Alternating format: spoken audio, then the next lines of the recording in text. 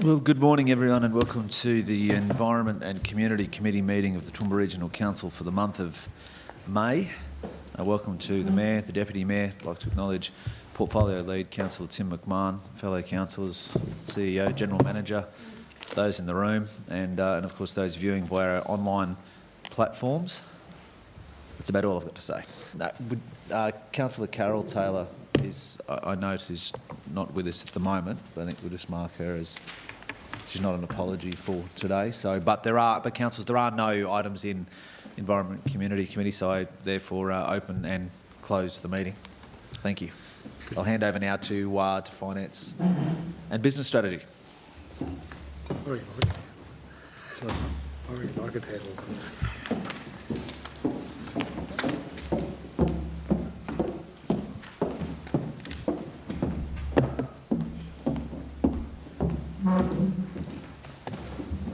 Very well done, mate. You're going okay, listen. You're going okay.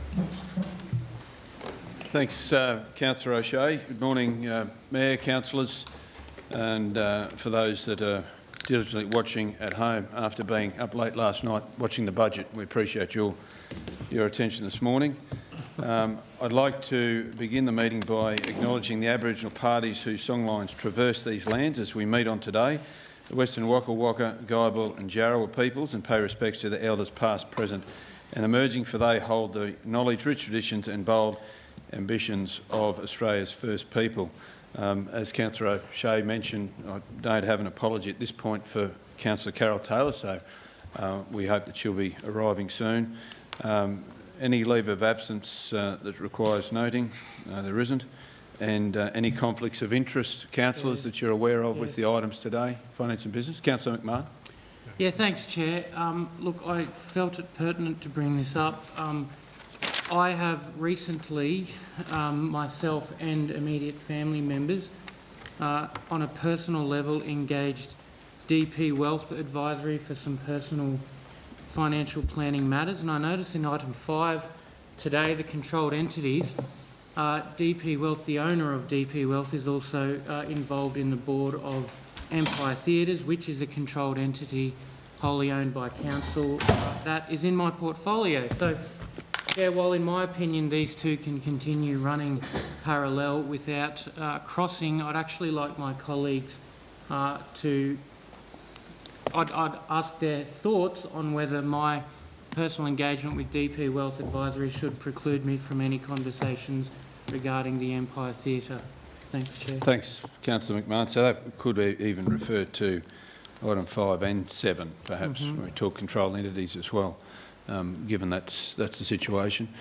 Councillors, is there any questions or commentary in regard to Councillor McMahon? With this instance, my personal opinion is it's too far removed to be of any conflict whatsoever, or prescribed conflict of interest. Chair, I may also add I did send an email to our legal team just saying here's where the lines. Their advice was, if in doubt, call it out. So just okay, to fill the very room. Good. Councillors, are there any questions for Councillor McMahon in regard to this item? No questions.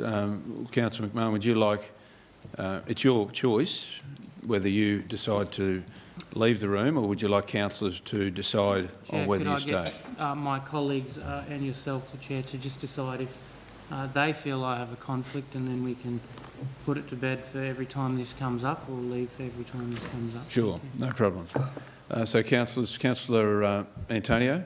Well, Mr Chair, I'm happy to move that Councillor McMahon be allowed to stay in the room, unless he's actually discussing with his financial advisors the matters relating to the Empire Theatre. And I dare say you wouldn't be, so I'm happy to move that. Contest the meeting. So happy to move by Councillor Antonio, and the reasons being, Wendy, you've got enough reasons there. Second, 11 those in favour. Motion's carried. Given that's the case, I probably too should declare an interest, given my association through business dealings with the same organisation. A similar situation to Councillor McMahon, I would attest. I can't see that there's a link between the professional business of that individual and their role on a controlled entity for council. I don't see that there's a link there, but I'm in your hands, councillors. If you'd like me to... Chair, sorry, I'd be happy to move. Just with mine, it's DP Wealth rather than EP. And sorry that, Wendy, this wasn't given to you prior. But just thought it pertinent. No, I'd be happy to move that Councillor McDonald does not have a... Sorry. Councillor Summerfield's got a question.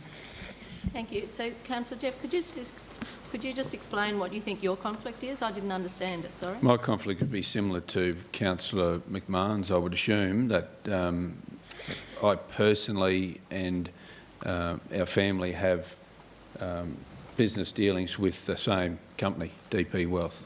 Oh, I see. So it would be a similar scenario.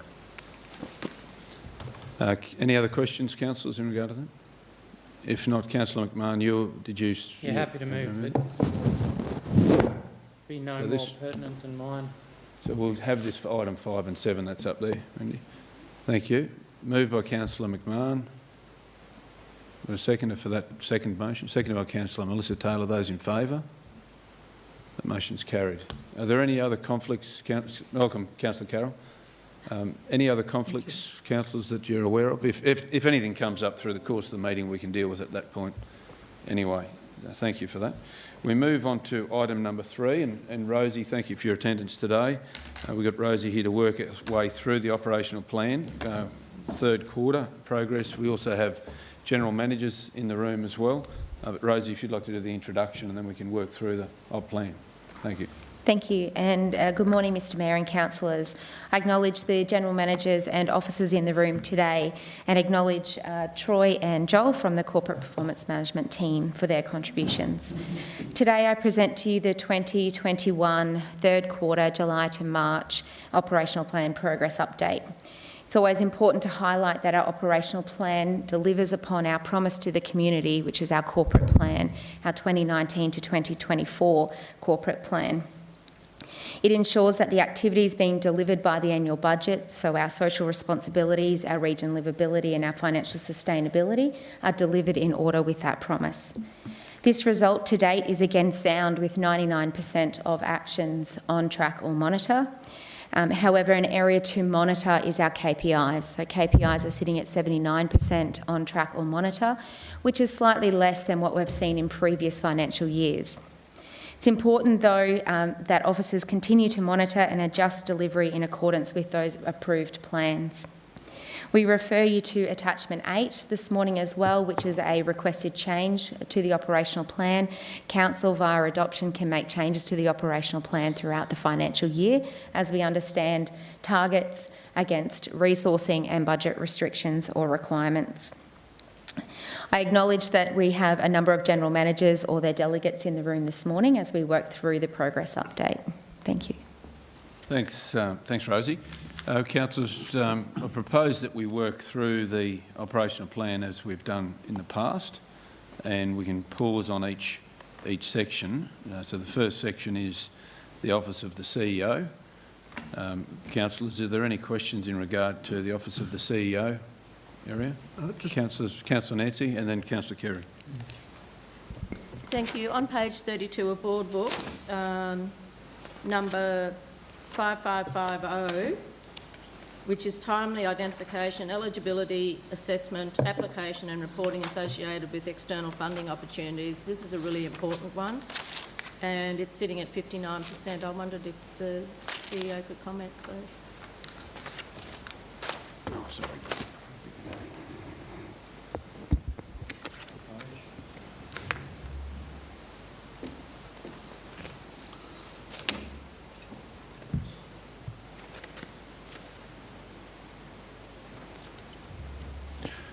Yes. I'm actually not sure of the parameters that they've used to measure that 59% against. So I'd have to come back to you with a response in relation to that. I haven't got that at my fingertips as to how they've actually identified that 59% progress at this point in time. Okay, thanks, Brian. Perhaps add it into your CEO report for next week would be a good opportunity. Yeah, I could add it in there, no problem. Thank you. Thank you. Pardon me. Any other questions for the CEO section? Councillor Shine? No, well, one, Oh, a question for Rosie. yes, before you got on Sure. to the if that's Okay. right. Yeah, That's just to explain the graphs to me, if you wouldn't mind. If you look at page 12 of 299, the lower graph is the operational plan, and it presents a pretty, excuse the word, rosy picture of the organisation. You know, with targets for nearly met and so on. For example, water and waste is 78 and 78, and environment 70 out of 75, which, you know, pretty good results. But then if you go to the KPIs on page 14, you see a wide divergence, for example, in environment between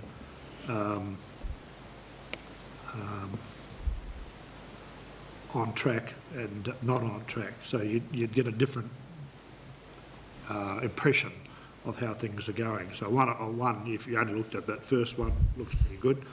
And if you looked at the second one, you'd have misgivings about some aspects of it anyway.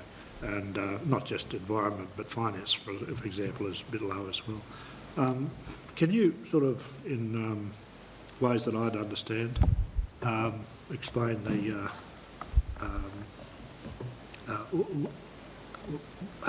how they coexist? Yeah.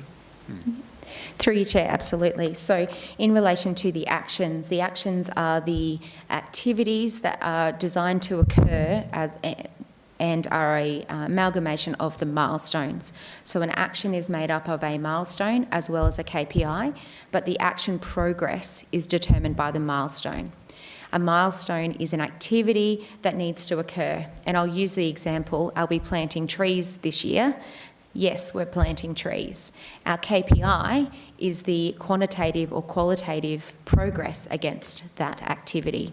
So are we planting as many trees as we intended or not? So that's where the action itself may be on track and progressing as we would expect because the activity is occurring. The KPI is telling us, is the activity occurring at the same quantum or quality that we would have expected? Thank you. Let's remember the tree. Okay, Councillor Shine. Back to the CEO. Any other questions for the CEO's area? Councillor Von Hoff. Thank you, Chair. I draw Councillors' attention to page 24 of Board Books. And also, it's going to be page 27 of Board Books.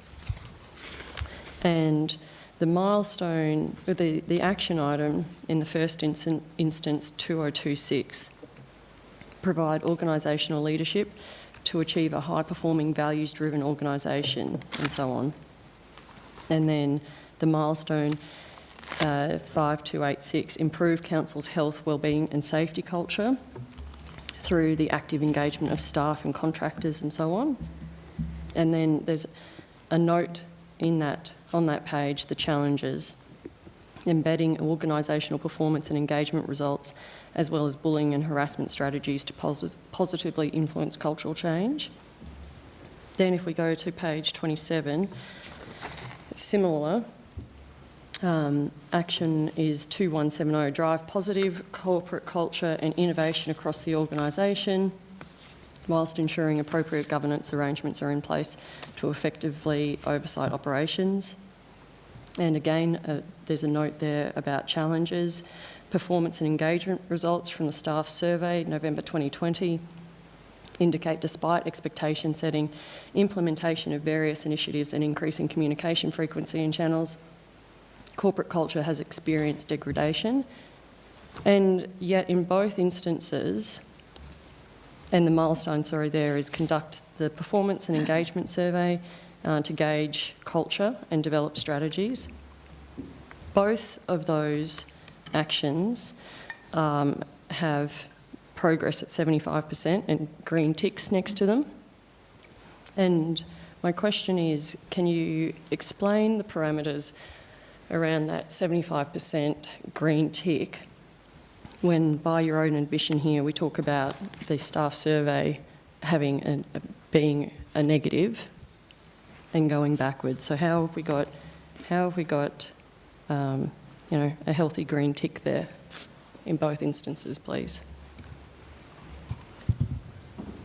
I think so if you go to page the 27 that you're talking about there, 2170, the milestone was conduct the 21 staff performance engagement survey to gauge and develop strategies and actions to enhance the results. So the 75% I would assume would have been that so that's the milestone. The measure of that would be that the 2021 survey was conducted, and then there's further development of strategies is commencing. Now, I think councils are well aware of the process that's in place at this point for reviewing the strategies that we have in place with an independent company, particularly in relation to sexual harassment and bullying and harassment. So that's a process that's happening at this point in time as well, to review the strategies that we have put in place at this particular point in time. But we're also continuing reviewing what we've been doing at this point in time. Also, as an organisation, still working with our staff to see if there are other initiatives which we need to put in place to improve the culture within the organisation. Having said that, since the last survey, there has been a major shift in the amount of people who have actually been coming forward in relation to making allegations of bullying and harassment in the organisation, which we are having, in most cases, investigated independently to the organisation. But that's a good sign to see that people are actually coming forward and doing that. We've been pushing for a long period of time to encourage people to come forward and giving them many opportunities to safely come forward and make any of those allegations so that we can actually investigate them. As you're quite aware, the staff survey results in relation to particularly those two issues didn't reflect what was happening as far as the formal reporting to the organisation, that it looks like people are now actually coming forward. I've had 4 or 5 approaches to myself directly as of general managers, which is a good sign. So that in itself, combined with some of the other initiatives that council's put in place with that company, the independent company, to actually have a look at the overall strategies that we're doing, I think we're heading in the right direction in relation to that. But the 75% I assume there, back to your original question, would be saying it's in response to conducting the survey and develop strategy. So that would be the measurement that'd be reflected there. Okay, a supplementary, please, Chair. When can councillors expect to hear back on how that the engagement of the external consultants is progressing, and if invitations for submissions from past and present staff have been called? That will happen. That process is happening. I'll give you an update probably by next week as to actually where we are in that process in itself. Thanks. Thanks, Councillor Rebecca. Thanks, CEO. Any other questions for the CEO's area? If not, we'll move to service delivery and sustainability. And Rosie's here to answer any questions in regard to SDS. Any questions for Rosie at this point? If not, we move to attachment 3, environment and community. Oh, sorry, Chair. Sorry. Oh, sorry, Councillor Rebecca. Sorry, through you, Chair, to Rosie. Page 39 of board books. Rosie, it's 20 of the report itself, and it's about undertaking the functional service delivery reviews. And I know that this is something that we've talked a lot about as a council, and the hope and expectation is that, given recent decisions, that is something that the funding's going to be there for. I've got the end date on that is the 30th of June this year. We're at 50% at the moment. Can you just clarify for me, those recent decisions from council, does that mean that we can expect those functional service delivery reviews to start to take place prior to the end of this financial year, or is that going to be bumped into the next financial year?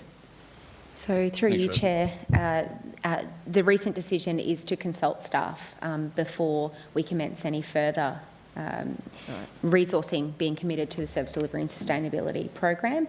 So no, it would be unlikely that we would make any further progress. There may be small amounts of progress undertaken by staff already engaged, but it wouldn't be of a nature of 50%. Okay, thank you. Thank you. Councillor Summerfield? Thanks, Chair. So, Rosie, on that same one, you'll recall we had a discussion last week about and affordable delivery of services, and understanding this is a current document and it's not, that will definitely be changed in next year's document, that and affordable will be removed. That's right, that is my understanding. I wasn't here for that discussion, but I have been briefed. Okay. Yep. Yeah, thank you. Thanks, Councillor Summerfield. Thanks, Rosie. Next, no other questions for Service Delivery. Move to, pardon me, councillors, attachment 3, Environment Community Services. Welcome to Nick. We've got Nick here to answer any questions. Councillors, if you have some. It's interesting because we had a good session on this yesterday, organising for next year, so it's a bit of a crossover and trying to link with current and future with these things. Are there any questions, councillors, in regard to Environment Community for Nick, attachment 3? There's no questions. Happy to move to attachment. Oh, sorry. No, go on, keep going. Happy to move to attachment 4. Oh, no, sorry. I thought you were just moving Back to to a separate attachment section. 3. Sorry. Okay. Oh, you're right. Sorry. So on page 52 of board books, or 72 of board books, 52 of the report, in the libraries, remember we had a discussion yesterday about the libraries and the fact that there's only one line for them? I actually think that given the current circumstances for the next year, given how much concern there is around the table in relation to opening hours and access to community rooms, etc., I'd really like to see all of the individual libraries listed. I know it's 26, but it's a big document anyway. And I just think that will give us an opportunity to monitor ensuring that all regional libraries are being looked after. Across every library across the region is looked after. Would that be a problem? Through you, Chair, and good morning, councillors. Councillor, if I understand the question correctly, it's around including KPIs for around each of the separate libraries so we can monitor performance at each of the libraries. It shouldn't be a problem for us to include that in next year. We can go and do those amendments. So just check and make sure we're collecting attendance data and all that sort of stuff, and if not, what's involved in doing that. But I can't really see that being too much of a problem for us. Yeah. I mean, the KPI could also be around the opening hours, Sure. ensuring that we're maintaining the opening hours that the council has approved of. Yes. Yeah. Yeah. So I think, yeah, we'll add. We spoke about the opening hours yesterday, but I don't think we spoke about a KPI for numbers. So Happy to have a look at that and do a bit of work around that. thanks, Nick. Councillors, any other questions for Environment Community? This is attachment 3. Councillor McMahon. Thanks, Chair. Page 86 of board books, where we're talking about graffiti, and the challenges that you've got is there's no reportable actions for contributing to graffiti removal around the city, except that you attend the meetings with the graffiti people. I'm wondering if, going back on our conversations from yesterday, that we could look at putting an action in this year concerning amount of graffiti removed by our Parks and Gardens team. Or would that need to presume that there first is some? Without being flippant, one would hope that the answer to that question is zero, because there would be no graffiti. We would be looking to record it as a percentage, I guess, of graffiti that's reported. Could be a KPI that we could look at. We do work in partnership, and I'm not exactly sure how it works at the operational level. We do work in partnership with, say, for Toowoomba Regional Partnerships, who we fund to run the Graffiti Stop program. So there are a lot of referrals to that program, and they do a really good job in dealing with that. So our staff aren't always involved in that removal, that it's a referral to Graffiti Stop. If you'd allow me to take the question on notice and have a chat with the team and turn my mind to that, perhaps, you know, KPI around percentage of graffiti, reported graffiti removed or something might be a reasonable Happy to measure. be briefed even by email, Nick. Thanks for taking sure. that on board. Okay. Yeah, if I could just touch briefly on it. So the Graffiti Stop program was initially funded by the state government years ago, and that funding was removed. And you know, funding in other places, Brisbane, Ipswich, whatever, runs into the millions of dollars. Fortunately, the connection and the beauty of the arrangement the council has with Graffiti Stop is that corrective services through orders and other agencies remove that graffiti. So some of it is private and some will be on public infrastructure. So if you're going to measure it, it's probably what you're after is on public infrastructure, I would suggest. Would that be? Yeah, would. Because there is a difference. That's another complication I didn't think of, private Yeah. public store. But Yep. Yeah. surely if we could be measured somehow, if you could look into it on graffiti being cleaned off, that'd be great. Thank you. Yeah. It could be a measure for the public infrastructure because that will link into council probably. Councillor Rebecca, I think. Is that right? Thanks, Chair. Because this is a quarterly progress report, I do think that it's timely to just note that we do have a lot of red crosses next to the library services, and we do have a lot of red crosses next to the galleries as well. And those reflect the number of visitors are down for the galleries. They reflect that the number of new memberships for the libraries are down. And I know that there's notes in there about we're trying to open up those library hours. But it is something that, you know, does concern the community a lot, and we hear about it a lot. And therefore, it concerns, I won't speak for my fellow councillors, it concerns me a lot. And we will have that opportunity in the coming month for the next financial year to address some of those concerns. I'll take that as a comment, I think. Any other questions, comments, councillors, for Councillor Summerfield? Thank you, Chair.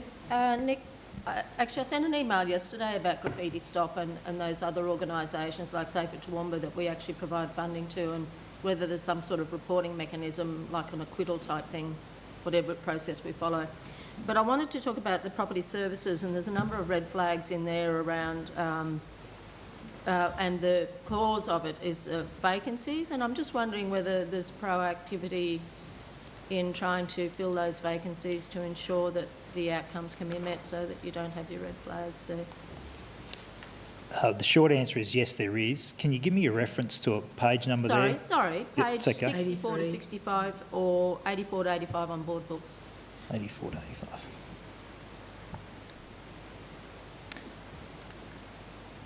Okay, so the first one there on 84 is around percentage of leases outstanding and waiting finalisation. So we now, for the first time in a number of years, have a full team there in that property team. So that's really important for us, and that'll address those type of issues. I think in property services too, we're a little bit behind schedule in some of our city safe areas, and the position was vacant for a period of time. It's been filled now for, I want to say 6 months or a bit more, but there was a bit of catch-up to play and onboarding to happen, so things are starting to settle down there, and we're seeing improvements be made in that area as well. So the short answer is yes, we are working through those vacancies. The team's probably pretty well back to full resource level now, which is good to see. There's been a lot of pressure, particularly in that property services area, with movement of staff and, you know, for various reasons. So By the end of the financial year, it'll be. I'm not sure that we'd necessarily catch up on the ground that we lost. But there'll be an improvement. But there'll be an improvement, that's right. And moving forward from next year, we should see a lot better performance. Thanks a lot. Thanks, Councillor. Thanks, GM. Any other questions for Environment Community? Still on attachment 3. Councillor O'Hara-Sullivan. Oh, I just wanted to make a comment, Nick, about you normally getting picked up about the Red Crosses, but where you've exceeded the targets there with the youth, where the council led activities, and I just want to say congratulations to the team there for in a COVID environment that you've delivered more projects than, so the target was 36 and they've actually delivered, so it's on page 57, 100. So well done. Thank you, Councillor Megan. Some really interesting stats in there too when you look through some of them. One that took my eye was around, I haven't got the page reference now, but it was indoor sports centre attendances, and they were up as well, and largely attributable to increased program at Millmerran by the lessee there. So that's good to see, probably some connection with community. So there are some good news stories smattered in amongst there as well. And I think the thing with Red Crosses is our psychology tends to tell us Red Cross equals bad. In some instances that is the case, but in many instances it's a flag to say, have a look at this, what's going on, is there adjustments that we need to make. So it's not always necessarily a warning that everything's gone off the rails, but certainly can be. Thanks. Any other comments or questions? I was just picking up, Nick, on page 78 on board books, and talked about trees before. I think Rosie did. If you look at the KPI for trees planted, the target is 1,250, and we've actually planted the 2,500. So that's another example of, because of the rain and what have you. Yeah, and go back through the middle of drought and we were. Yeah, I think if I could comment on that one, I think the annual target is probably somewhere around 2,500, and so we've probably made hay while the sun shines, or planted trees while the rain falls, and gotten ahead of that target. But we have increased that target for next year. Yes. 2,750, I think. Yeah, I think I've put a bit of pressure on to lift it to 3,000, Councillor. Have you? So, yes. Okay. Councillor Carroll. Thank you, Mr Chair. And Nick, yeah, exactly. We're coming from behind after so many years of dry weather, so it'd be fantastic to see us pull out all the stops on tree planting at the moment, because it looks like, you know, with the rain we had last night, even looks like we're going to continue to get a little bit. Just a question, I suppose, and I probably know the answer to this. On 87 down the bottom there, internal survey of customer satisfaction from internal and external, I suggest that the survey hasn't been done at this point. I think that's what that means. Yes, that's exactly what that will mean, yes. And so typically those surveys would be conducted annually. We've obviously, at the time of writing the plan to have done it in this quarter, and we haven't. Sorry, Mr Chair, that was internal satisfaction and external satisfaction, and they're both informed by a survey which, as we've just heard, it just hasn't yet happened. Okay. Thanks, Councillor Carroll. Thanks, Nick. Other questions or comments? Thank you, General Manager. Thank you, councillors. We move now to attachment number 4, councillors, which is Finance and Business Strategy Group, and welcome to Anne-Marie. Councillors, any questions for the Finance and Business Strategy Group?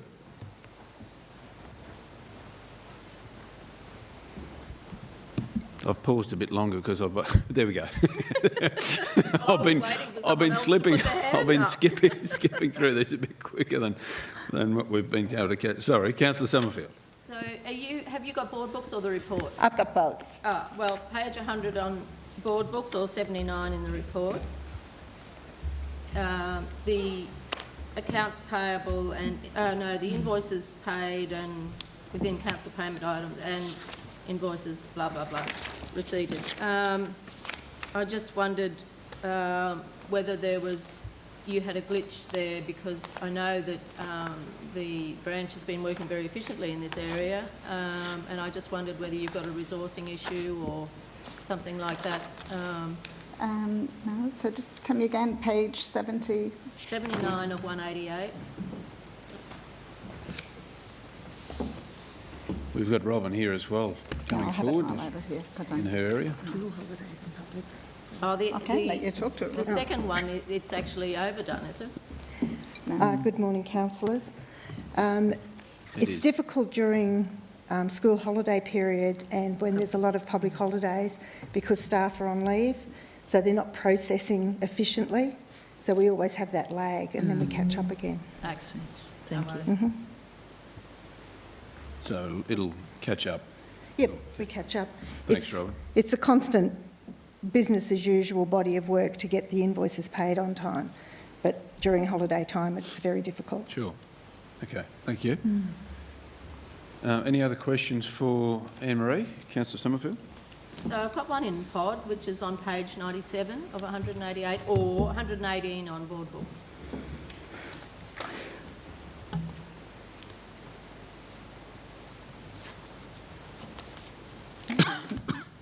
Sorry, and the questions? Sorry, Councillor? Yeah, so it's around the professional development. You know, I'm really keen for our staff to be able to have access to a lot of professional development to help them in their career path. And I just wondered, could you explain those two KPIs and whether one of them is actually the compulsory training that has to be done for whatever they're doing? Yes. And whether the other one is the optional? Because I'd like to see a clear definition between those two KPIs, that one be about the compulsory training that every compliance staff member training, has to do yes. and all that sort of thing, yeah. And then the other one would be career opportunity type training. They're not separated there, are they? No, but I'm happy to take that one on board and separate them out. And you are correct. We had a gap in our training last year directly as a result of COVID. When we had staff working from home, it was difficult to roll out training. And we are in catch-up mode at the moment and hope to catch up by the 30th of June. But I take that one on board just to separate that out. So our compliance is our code of conduct and procurement training in those areas, and then the professional development. So happy to take that one on board. Thank you. And so just to follow up with Todd, and that is the annual reviews of staff. Yes. Should that be a KPI under pod, or should it be a KPI under each general manager? Or Yeah, well, each manager has that as part of their annual performance appraisal, where our target obviously is 100% for stage 1, stage 2 and stage 3. Each manager receives a monthly report, or a monthly report on the progress, so clearly indicating if there are any outstanding. So that is part of every supervisor position's annual performance appraisal, is to ensure their reports have had their APA carried out. okay, but there's no KPIs in our op plan.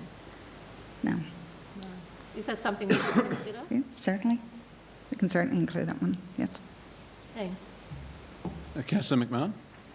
Yeah, thanks, Chair. Anne-Marie, I'd just like to pick up on page 122. This is in board books, 101 of the report. This is concerning social media engagements, and whenever I'm involved in any of the, 100 little groups inside of council, they always say we need to get the word out about what we're doing. Council has social media, we'd love to get onto that. And from my knowledge, a lot of people wanting to be involved in using it. You're saying it's significantly, well, about a quarter lower engagements than what we had hoped for. And in the description there, I get, there were some internal resourcing gaps or whatever. I don't know if I agree with the idea that during the pandemic, content shifted to more traditional media. I would have thought it would have been the opposite, that everyone would have been online. And I appreciate the comments there about it's coming back and all that. I would have thought that council was involved in that small media ban that Facebook had earlier this year, but I would have thought we would be well and truly above our targets, yet we're significantly below there. I'm just wondering if you could provide comment on that. Yeah, and I'm happy to take that one on notice. And if you notice, it has got resourcing. There were resourcing constraints there, Yeah. and I know there have been vacant positions that have now been filled. Thank you. Okay. Any other questions for Anne-Marie? Or comments? No other questions or comments? Move to attachment 5. Attachment 5, thanks Anne-Marie. Attachment 5, infrastructure. Welcome to General Manager Mike Brady. Operational plan for Infrastructure Services Group. This starts on page 126 of board books. Welcome, Mike.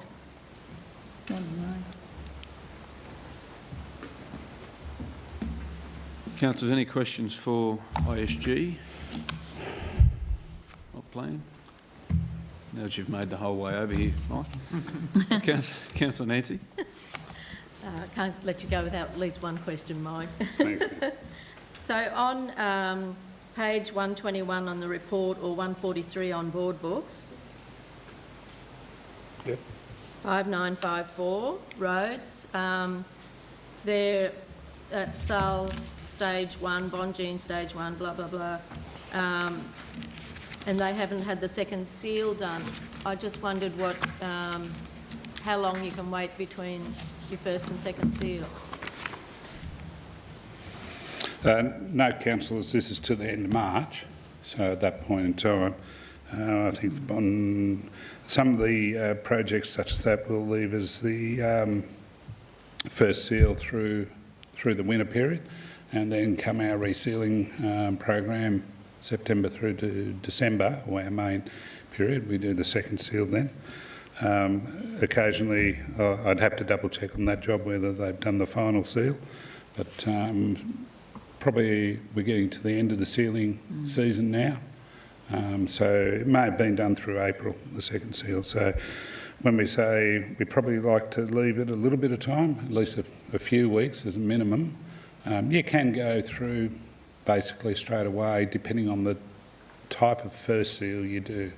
So it is different depending on the actual, whether you use what sort of binder you use in the seal that you do the first seal with. Okay, the only reason I asked was I remember Sale Road, there was a request for it to be done before the harvest started, and I thought you guys jumped in and did it. And if that was the case, that would have been, I don't know, last year, September, October, I thought. But I could be Yes. Yeah, that was done way back then. Yes. So I'll check on whether Bonjean Road's had its final seals. Thank you. Yeah. Thanks, Councillor. Thank you. Councillor McMahon? Oh, sorry, Councillor Kerry first. Yeah, thank you. Just going to page 139 of board books. I just wonder if you could explain the difference between the actual and the target. They're quite significant. And also it refers to a remaining amount of 41.8 kilometres plus. If you add that to the actuals, it still doesn't come up to the target, but probably an explanation. 139 of 299. This is for the bitumen road seals in North. Yeah, so again, it's a timing thing when you're looking at this. This is 6 weeks ago. The reseal program for North has been mainly through April, so a lot of that work's being done. It's just a lag in timing. So as I mentioned just a moment ago, our preference is to do the bulk of our reseals before Christmas each year. This year there's been some changes and a few little delays here and there, and also there's some links back into the pandemic program as well. Yeah. So just for my explanation, the target of 72 kilometres, is that likely to be reached? Oh, yes. Yep. And is that referred to what it was during that quarter only, was it? And I think that for the year, so the 72 kilometres for the year. It sounds like it, doesn't it? Yeah. Sorry? Yes. Yes. Would it be more likely to be yes. a year, you'd think? Yep. Thank you. So just following up on the second part of your question, I think was around the total quantum, being that remaining 41.8 in the fourth quarter, whereas that's 53.6 as opposed to 72 target. Was that your second question? That was my explanation, but Mike might have explained it through what he said earlier. You're comfortable with the answer you've got? I see what you're saying. Sorry, just the numbers adding up. Yeah, righto. I'll check that for you. Well, from my point of view, if it's 72 kilometres for the year, I'll be happy with that. It's likely to be achieved. Yep, no, I'm happy. I'll just double check that one and shoot that out with the email and the reseals. Thanks, Mike. Councillor McMahon? Thank you, Chair. Thanks, Mike. Bringing your attention to page 136 on board books. Concerning footpaths, and I'm very aware that everyone wants a footpath, and that, you know, I was told in the past the list for new footpath requests is, you know, almost 400 long.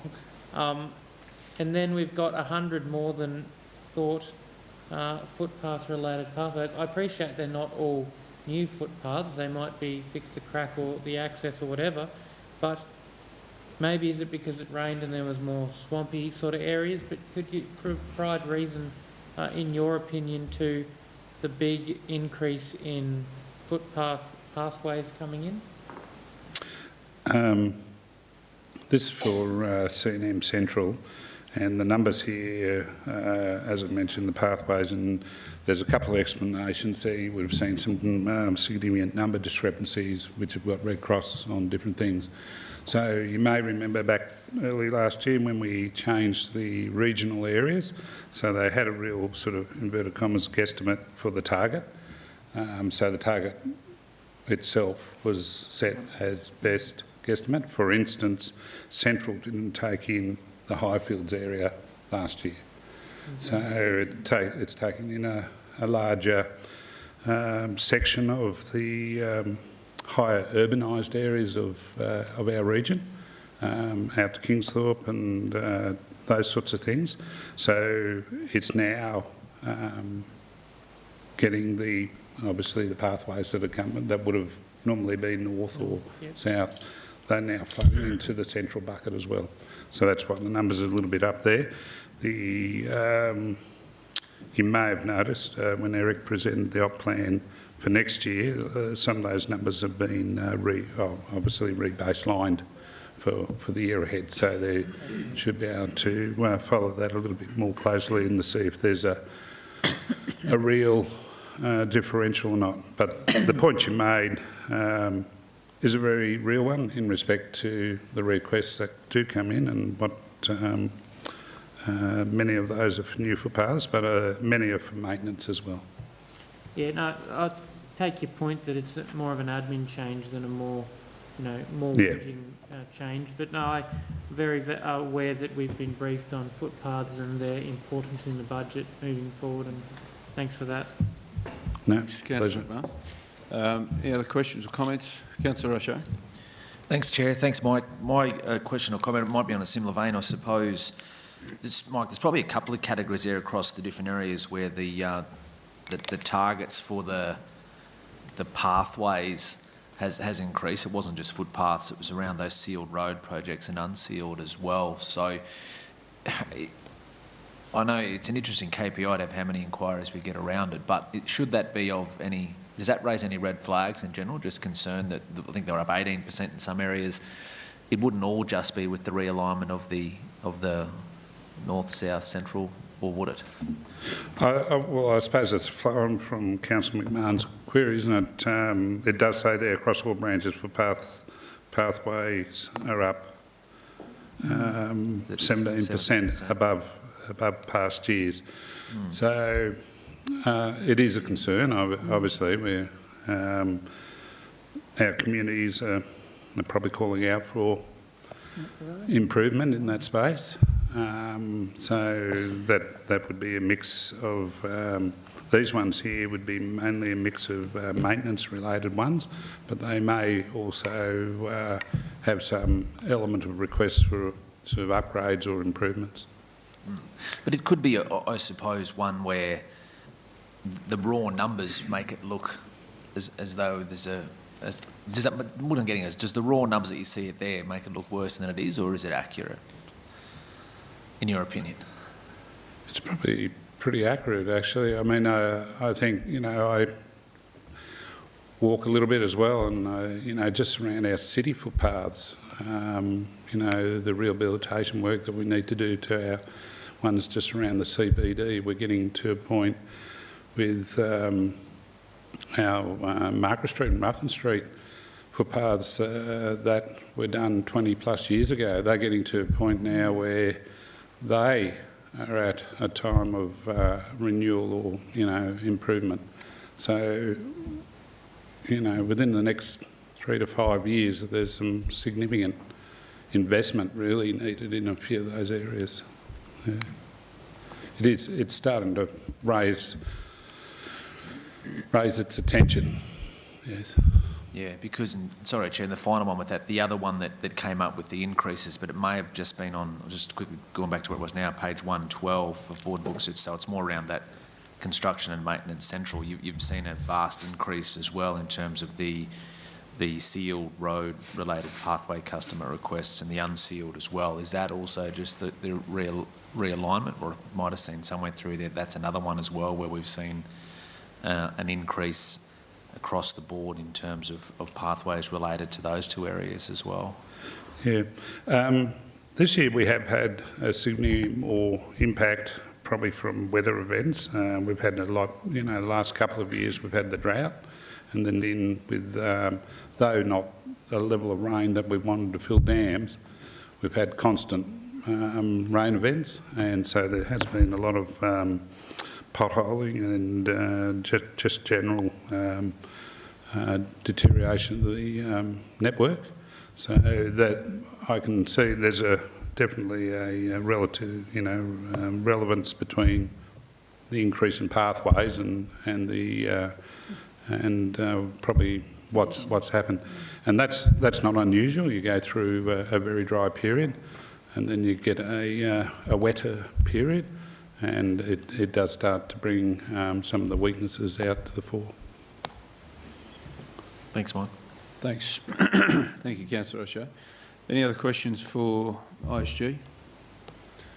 Mike, I guess just one comment. I wouldn't mind some commentary from you. Page 160 on board books and the increase in aircraft movements at Toowoomba City Aerodrome, and wondered what impact you see that, if there is any impact that we should be aware of as a council for the future in regard to that.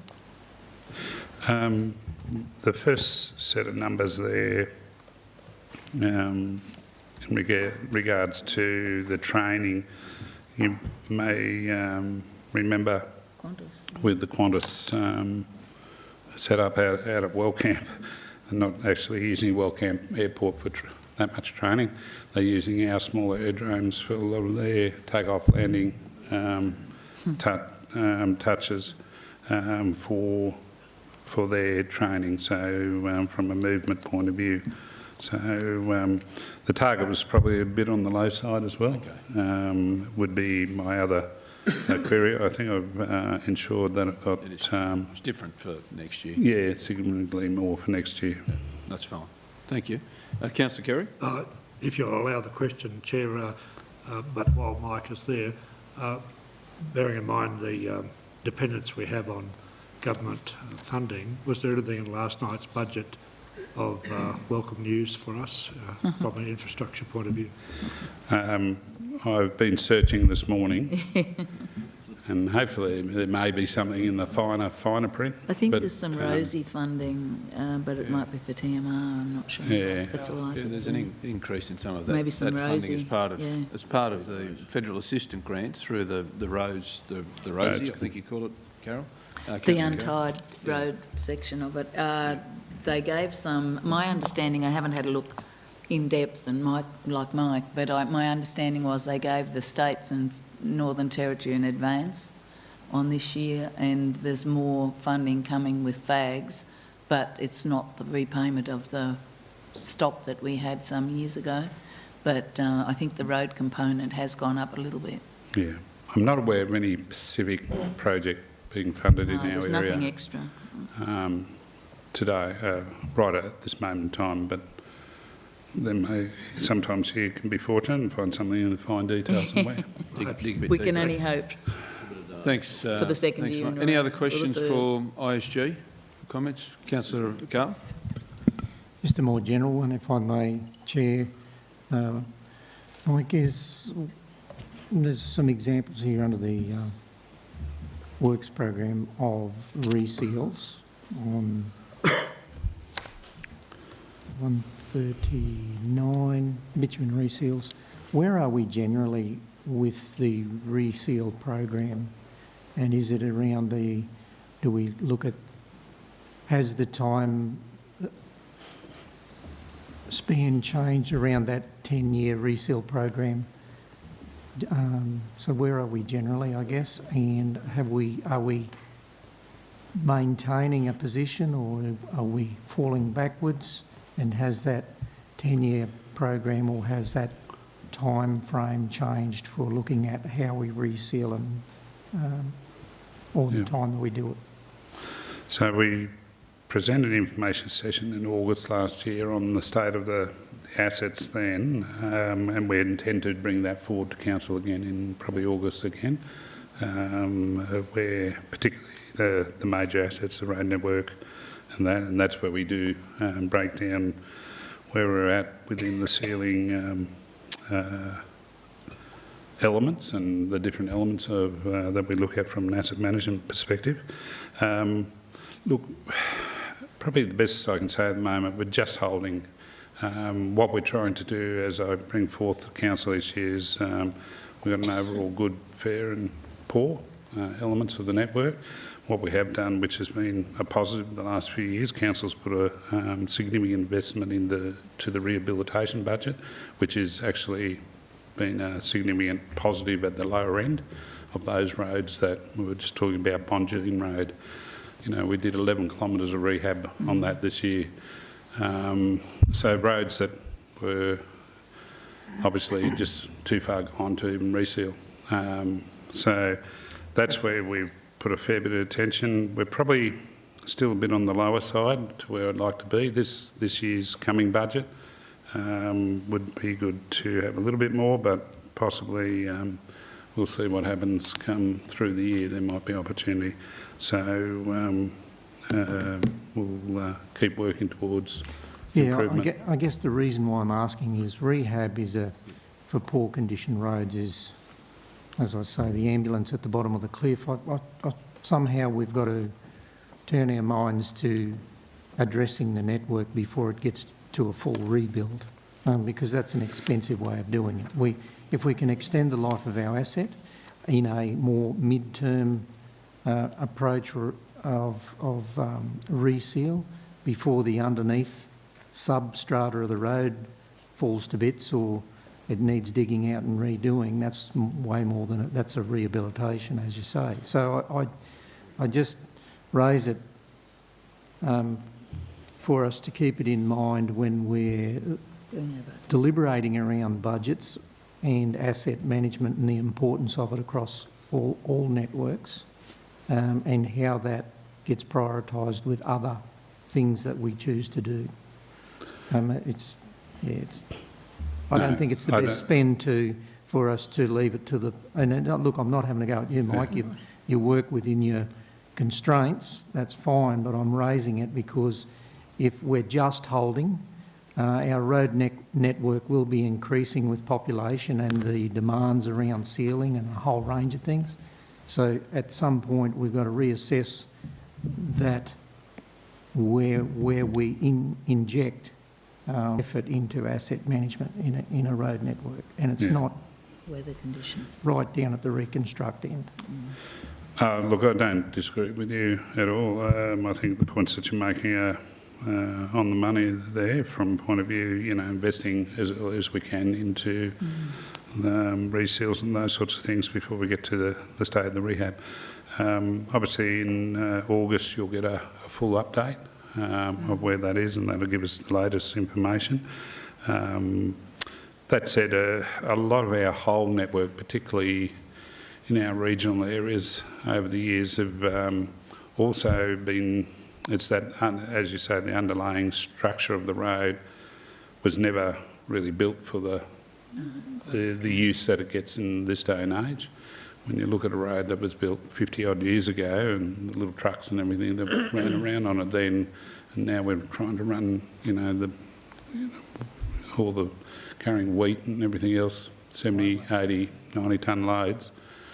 It doesn't take long for those old roads to start showing signs of suffering. Thanks, Mike. Pardon me. Thanks, Mike. Any other questions for ISG? Comments? No other questions. Thanks, Mike. Thank you, Chair. Thank you, councillors. We move then to attachment 6, councillors, which is Planning and Development Services Group. Michelle is here today to answer any questions that we may have, councillors, or you may have.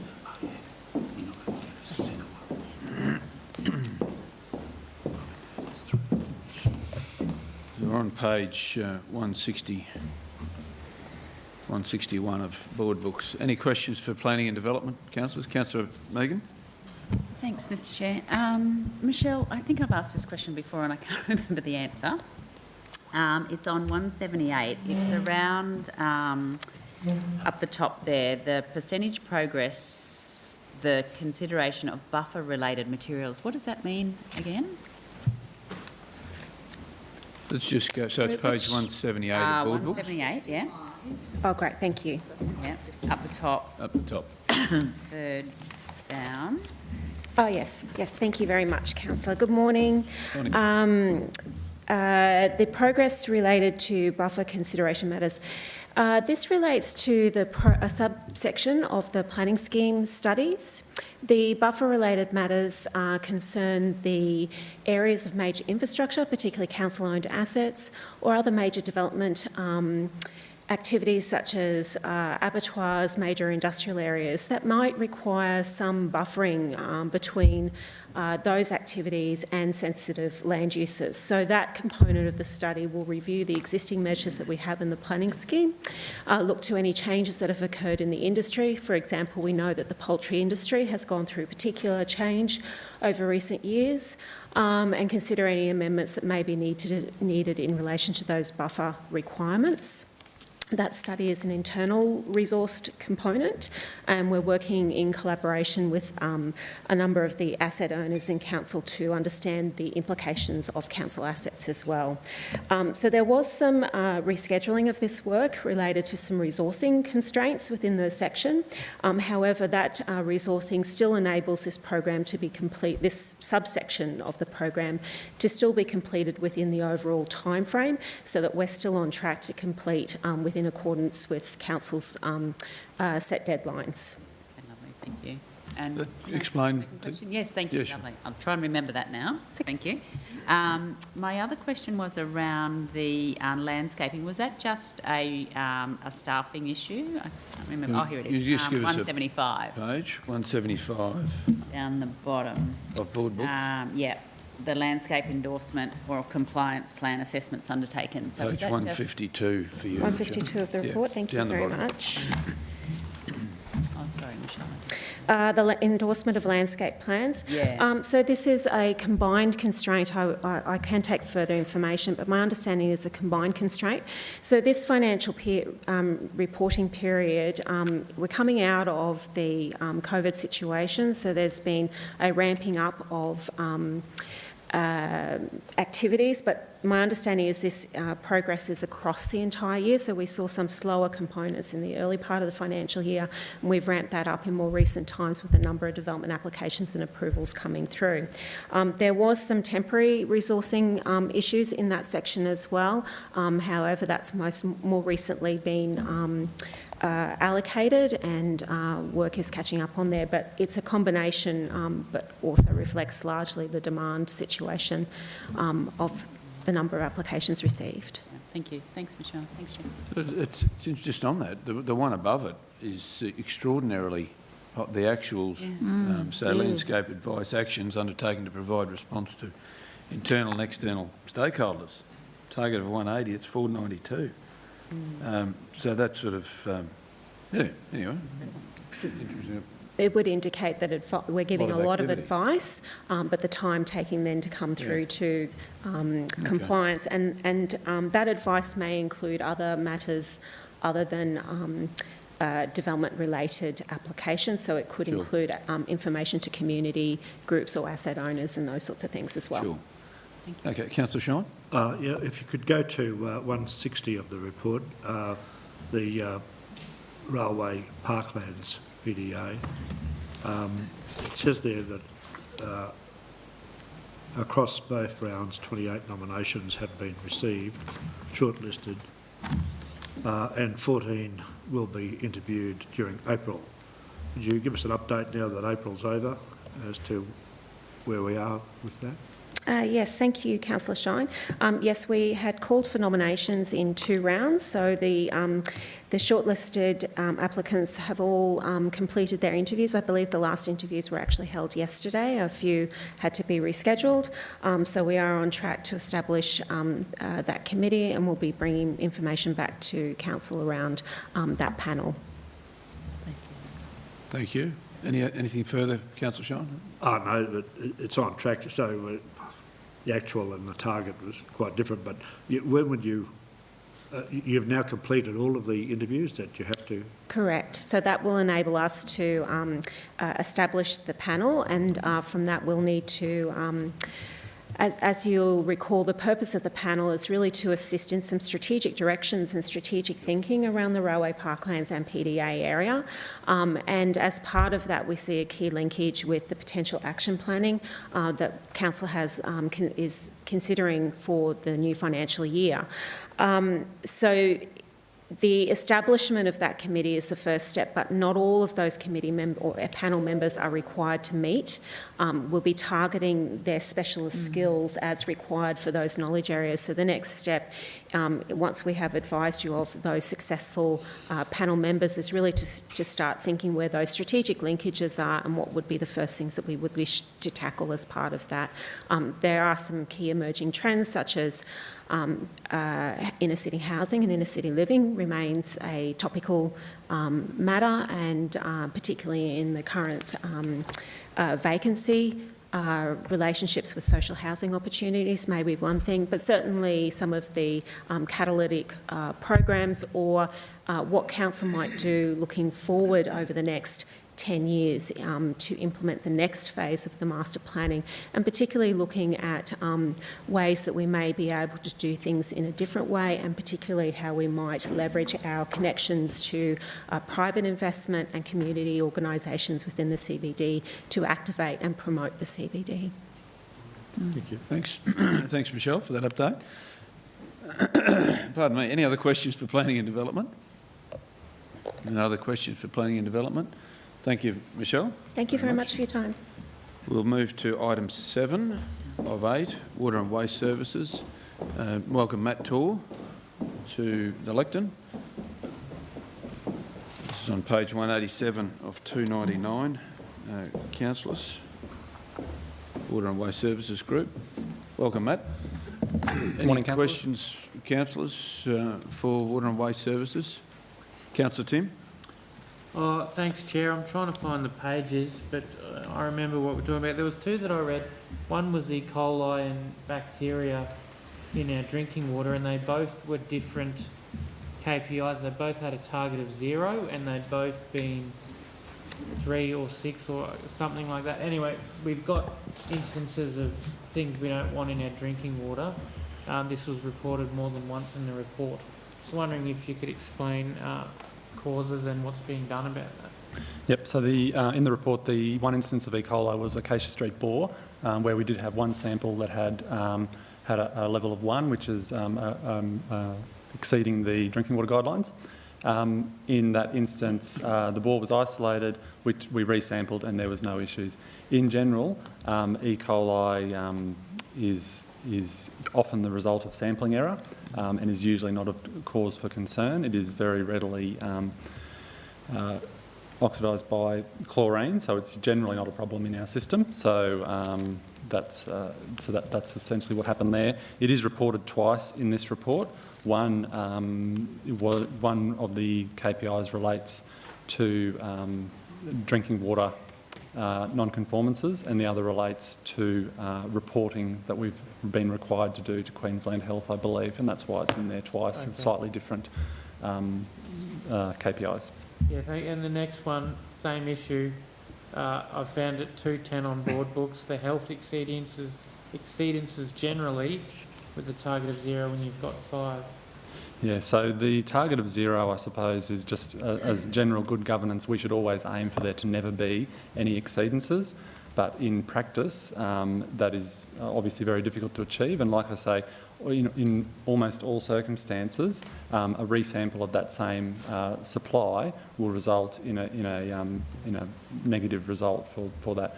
So I think throughout the year we've had a couple of these E. coli where we've been able to isolate the particular source of water until we get a clear result. And I think one of the others related to at Millmerran there was lead, I believe, found, and similarly the sample point was changed, and it would appear that that was the result of a lead fitting in that particular sample point. So I take your point. Zero is obviously what we aim for, but the realities of running the system is that we will see a few instances of these each year. Thank you. Thanks, Matt. Councillor Carroll and Councillor Thank you, Rebecca. Mr Chair. Look, I think just highlighting 180, KPI 105284, where we had a target of 3 for overflows in the Southern District wastewater. I note here it's been in rain events, but have we done, are we happy that we've got that under control, Matt, through you, Mr Chair? Thanks.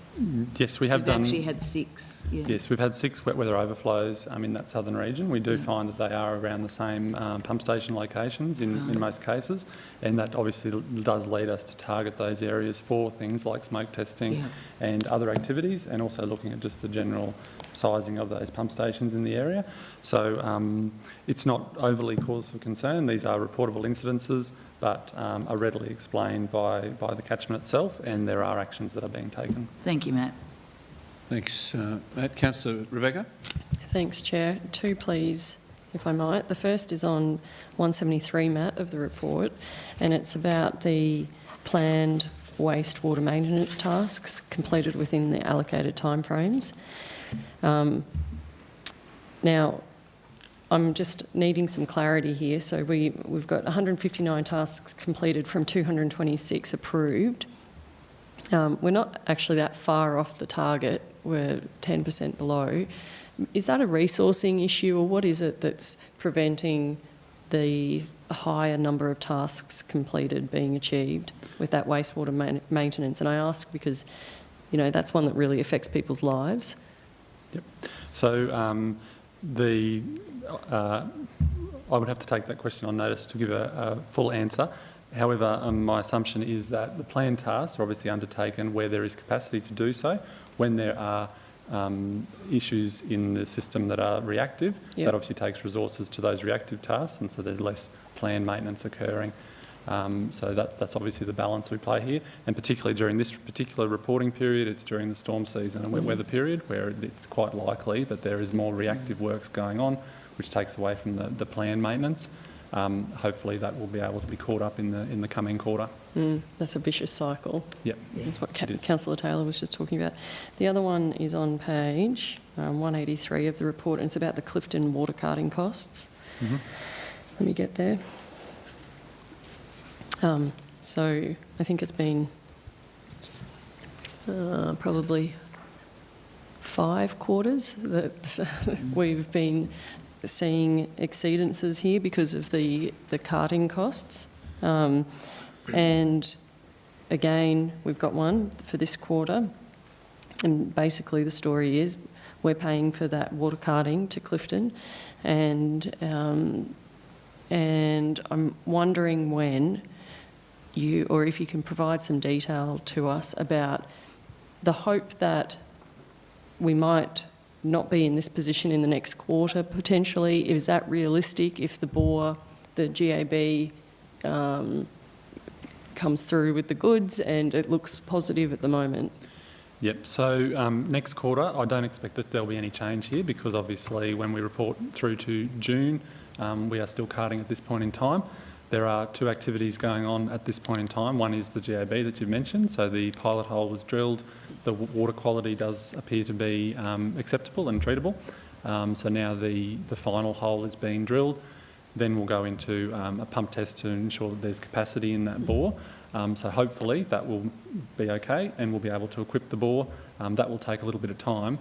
The other action being taken is the RO plant that is being ordered at the moment, and my understanding is it's still on track for delivery at the end of this financial year. Obviously, once that's installed and connected to the network, that will take the pressure off the carting. So I would expect that we would see this turnaround in the first quarter in the next financial year. Okay, thank you. Thank you, Matt. Councillor Kerry? Yeah, thank you. Matt, if you could go to 186 of the report, page 210 of Board Books.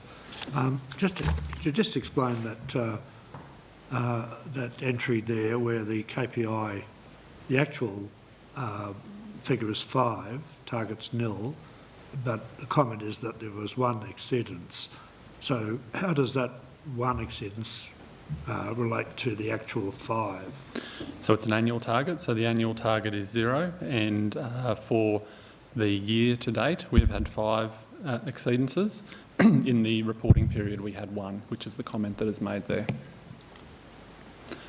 Right. So for the reporting period, there was 1, there was 4 prior to that. That's correct, yeah. So there was 4 in the 2 quarters prior. So there's been 5 year to date, but only 1 in the quarter that's being reported in this meeting. So you could say that the actual was 1 in that quarter. In that quarter, but that's an annual target of 0. Yep. Thank you. Yeah, which brings the year to date to 5, that's right. Yep. Okay. Any other questions, councillors, for Matt? No. Thank you, Matt. Thank you, Appreciate councillors. it. Good on you. Thanks very much. Councillors, the only other item is in regard to a request for change, and that's attachment 8, which is in finance and business strategy. Given a conversation that was had just a little earlier in your group, General Manager, did you want to make comment to that, or is it it's reduced down? Are there any questions in regard to it? Probably that's the easiest way to go. I think Any we questions? had an explanation, Mr Chair, didn't we? Explanation? Righto. No, we did have an explanation, I thought. We did, yes. Prior we did. That's right. And the new person coming on board, and now they're at capacity. Yes, so I think for me it's been explained. Yeah. So that target is for this current financial Yes. year, not the next financial year. Not the next one. That's right. So just I'm happy with that. Question? A question Councillor with that then, because I agree with Councillor McMahon's comments about, if anything, during COVID, I think there was a turn to social media and sort of an explosion of social media engagement.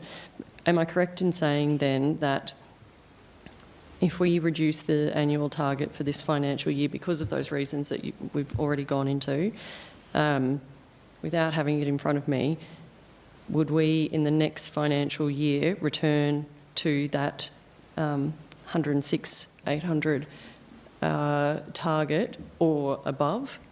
Yeah, that would be correct. So I haven't got next year's target, but the corporate performance team may be able to bring that one up quickly.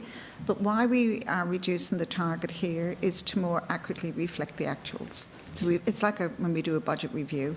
So we've set off the beginning of the financial year with what we hope to achieve. There is an opportunity through these quarterly reviews to have a look at our targets and reassess them, whether they're financial or operational targets in this. So that's we're bringing it back in line to more accurately reflect. And we didn't have people in the team.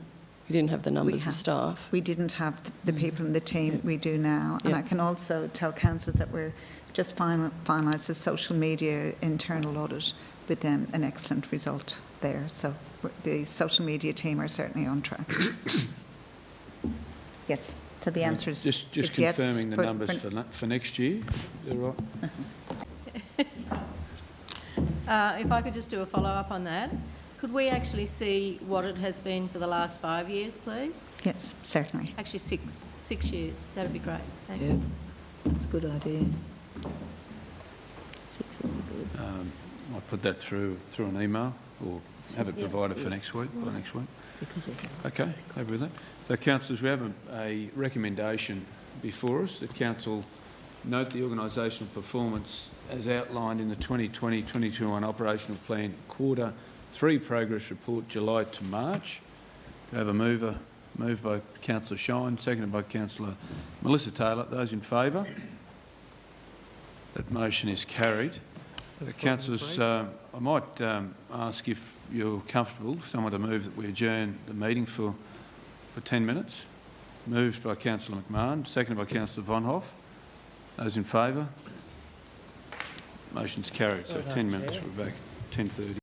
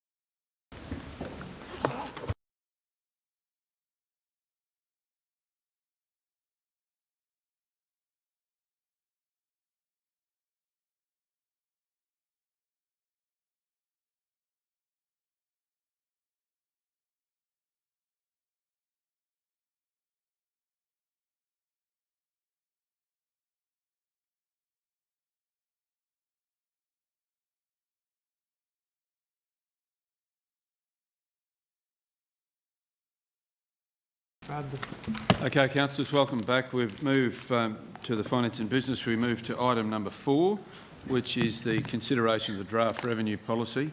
Anne-Marie will introduce this and no doubt hand over to Shane if required. Thanks, Anne-Marie. Good morning again, councillors. This report presents to Council the draft revenue policy for the 21-22 financial year.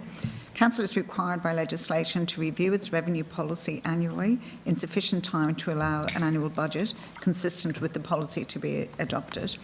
The report before you today provides the relevant background and recommends that Council adopt the revenue policy for 21-22. And as the Chair said, Shane's here to answer any of your questions. This revenue policy will be adopted as part of the annual budget adoption process as well when we go through the various resolutions. But it's provided here for adoption prior to that in case there's any changes required.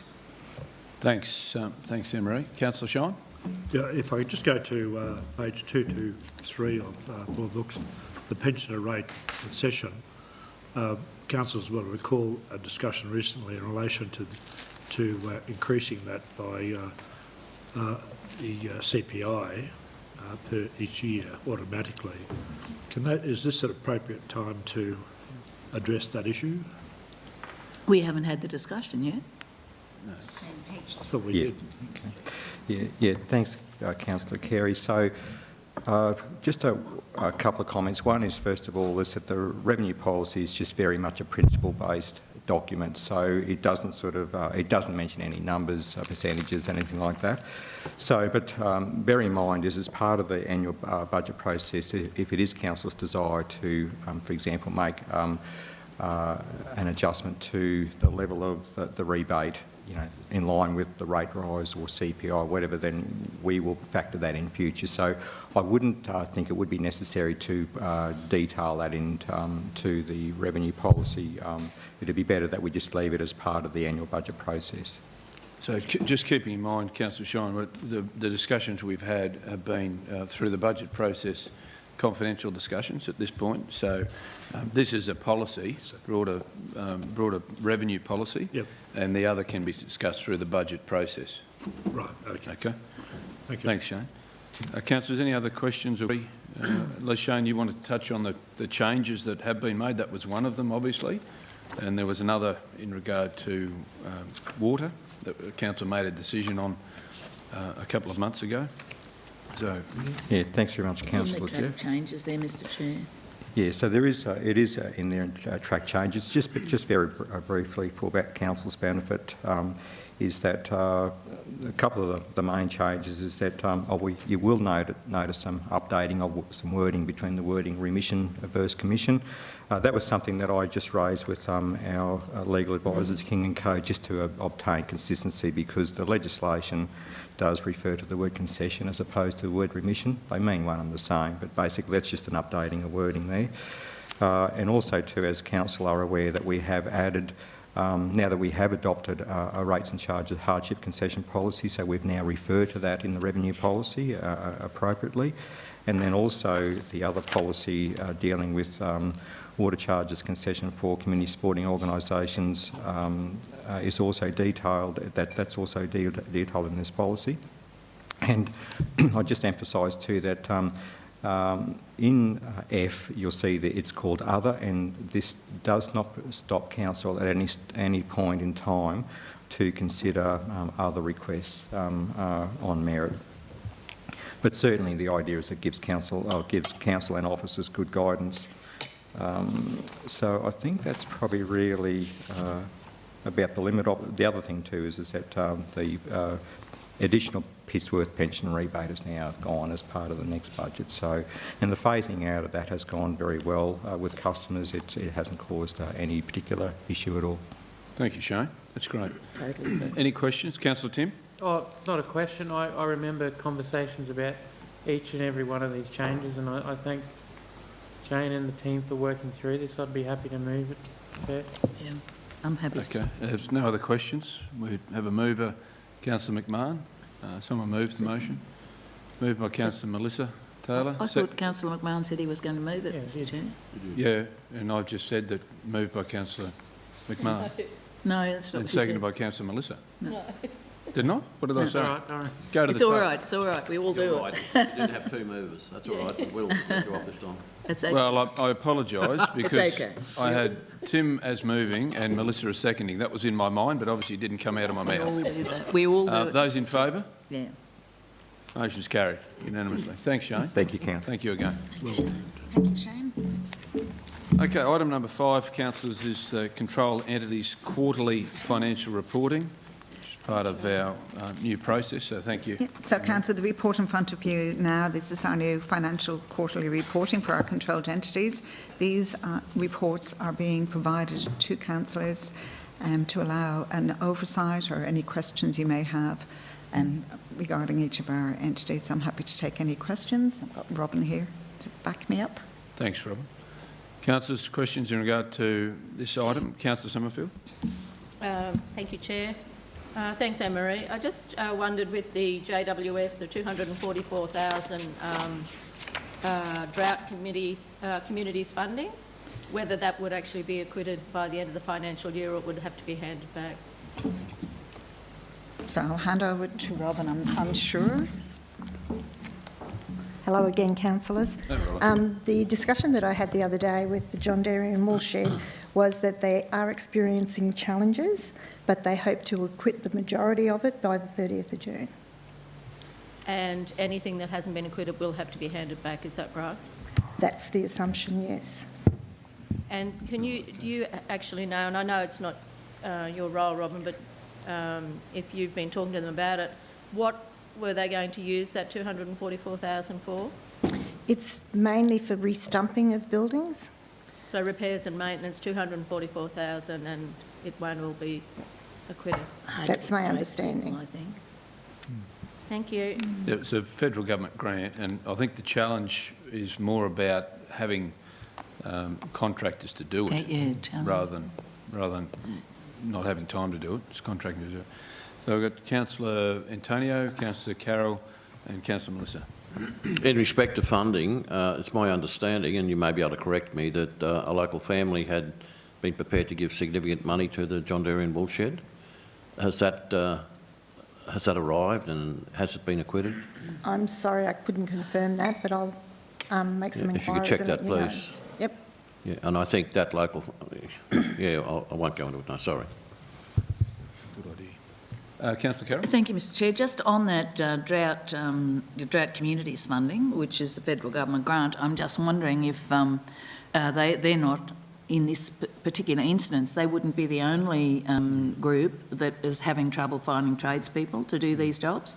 So I'm wondering if we would do some lobbying on their behalf to try to have that extended just a little while, because it's almost impossible to find anyone to do those types of jobs at the moment. I think they're in discussions of having it extended. Okay, Yep. thank you. That would be a good result if they could get that extended. Thank you. Thanks, Councillor Carroll. Councillor Melissa, then Councillor Megan, then Councillor Nancy. It was just a follow-up to that one, if you would oblige, Chair, On the same subject? on that same one. Okay. And that is, when were they given that grant? The money went across during this financial year. We have been working with Emma, trying to get her in contact with relevant contractors that could help, but there's no work progressing just at the moment, but she is working on it. Thank you. Councillor Melissa. Thank you, Chair. Thank you, Robin. Either for you or Anne-Marie. Page 239 of Board Books, please.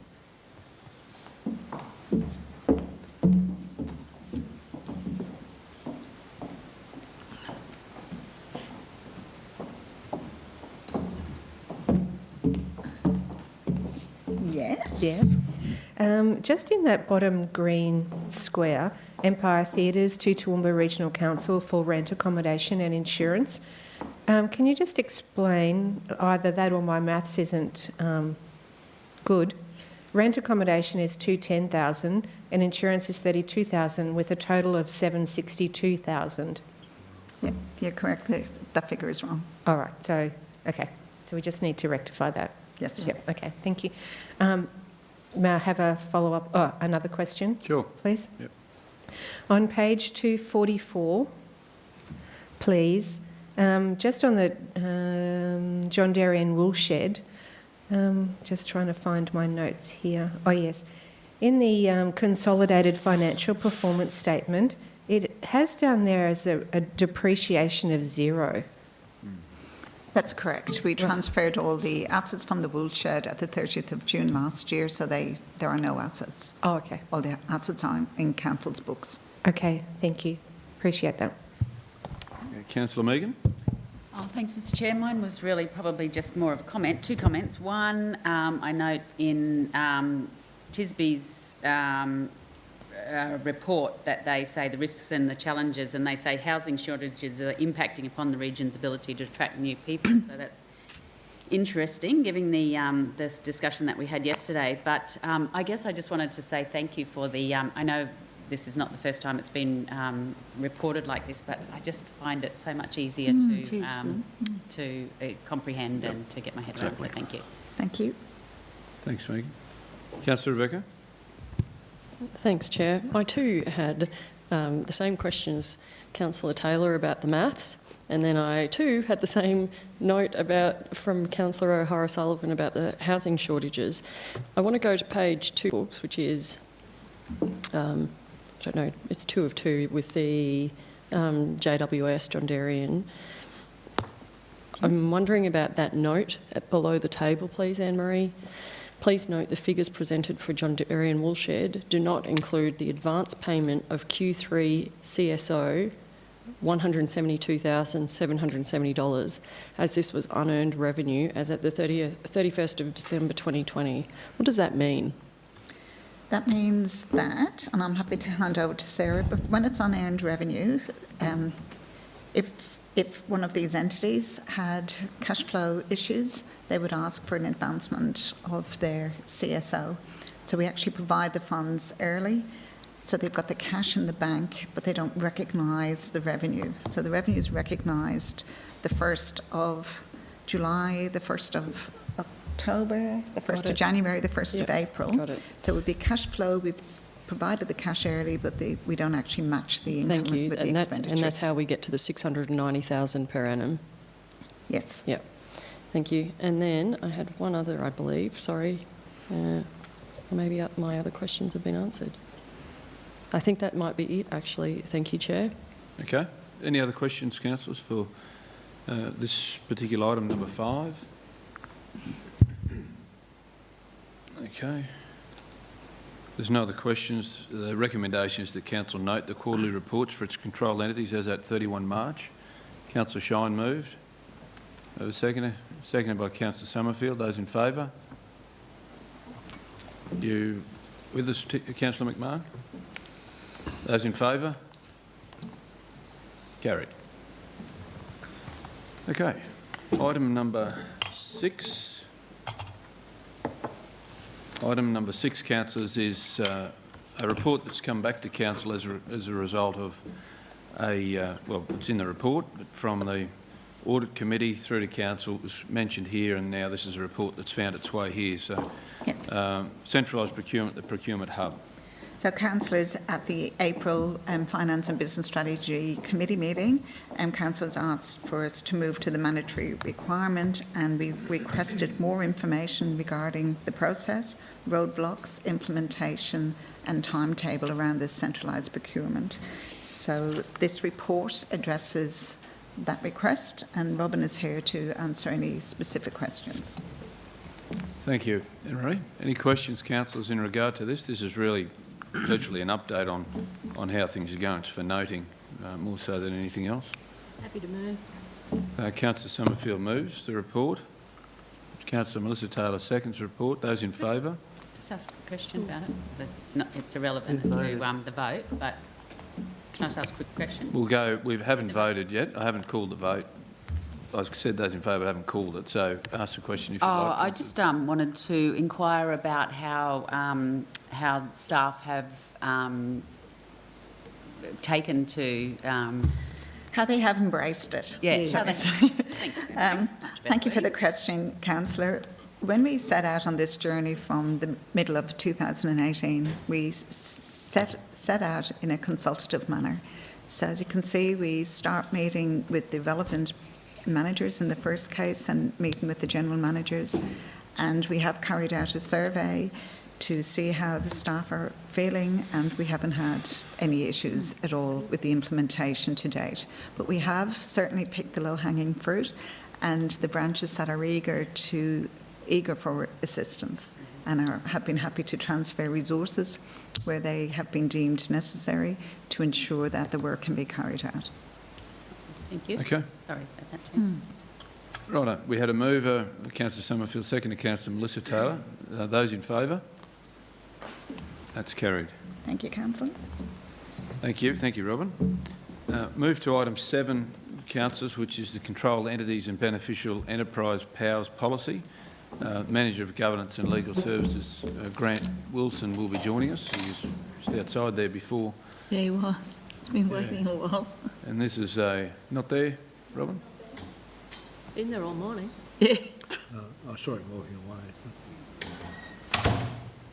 Sorry? Oh, okay.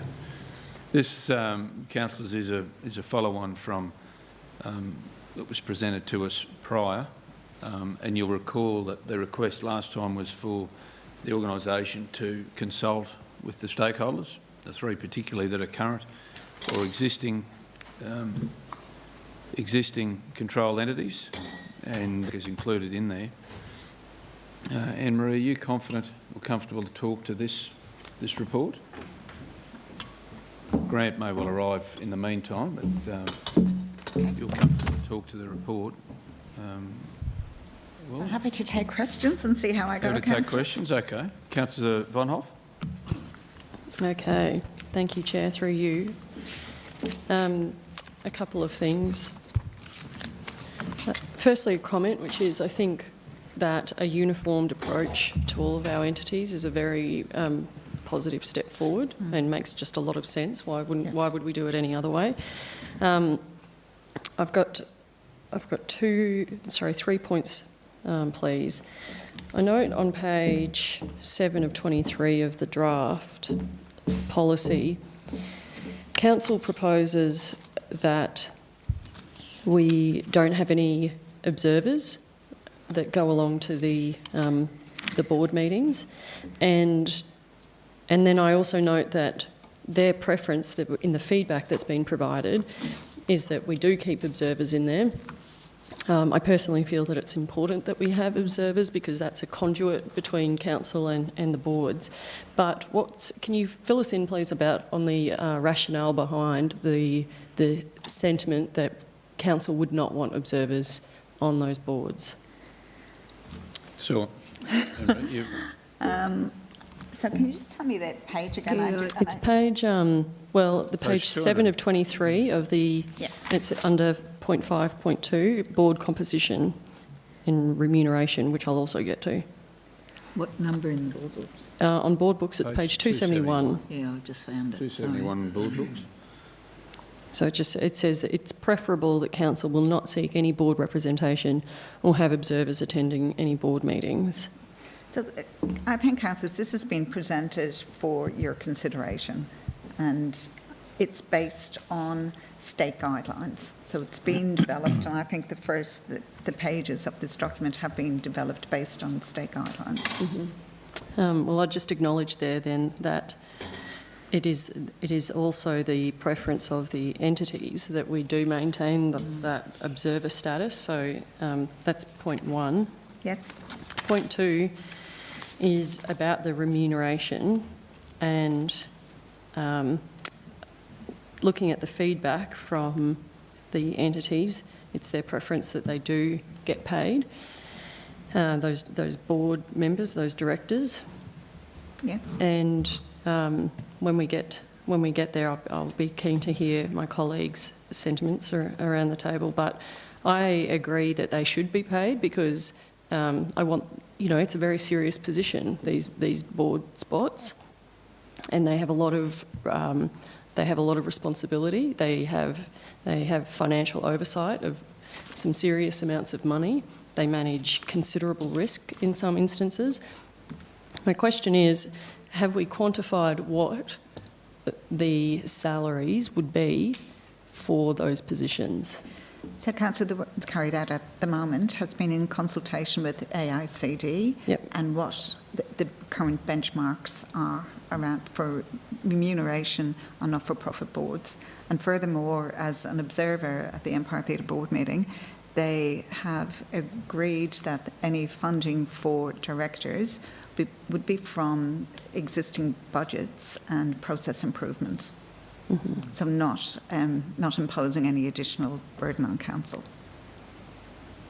Okay, will councillors be brought up to speed about what that actual amount is? Yes. Okay. And I think there's a recommendation in Grant's report here that we will get some independent advice, that council will seek advice, and so that we can just have some surety around those benchmarks. Okay. My last point, Chair, is the biggest issue that I have with this document, in my opinion, is that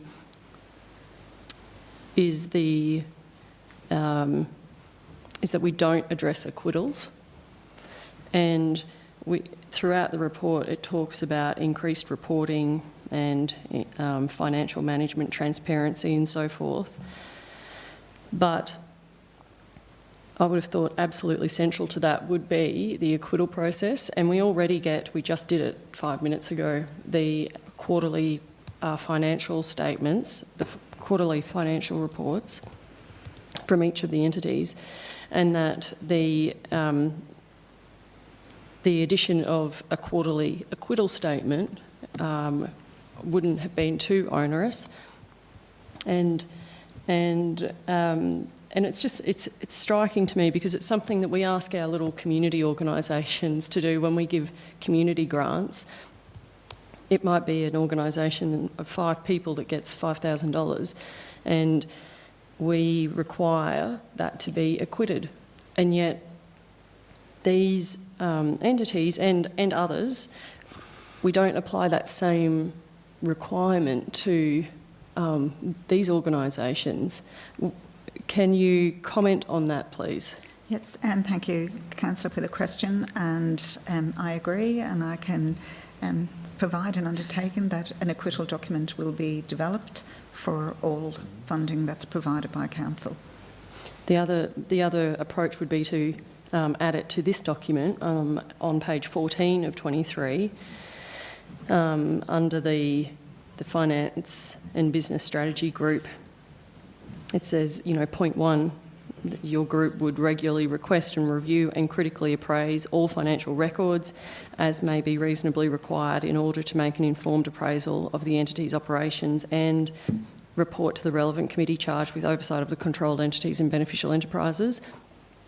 And I think a third dot point there would be request and review quarterly acquittals from each of the entities.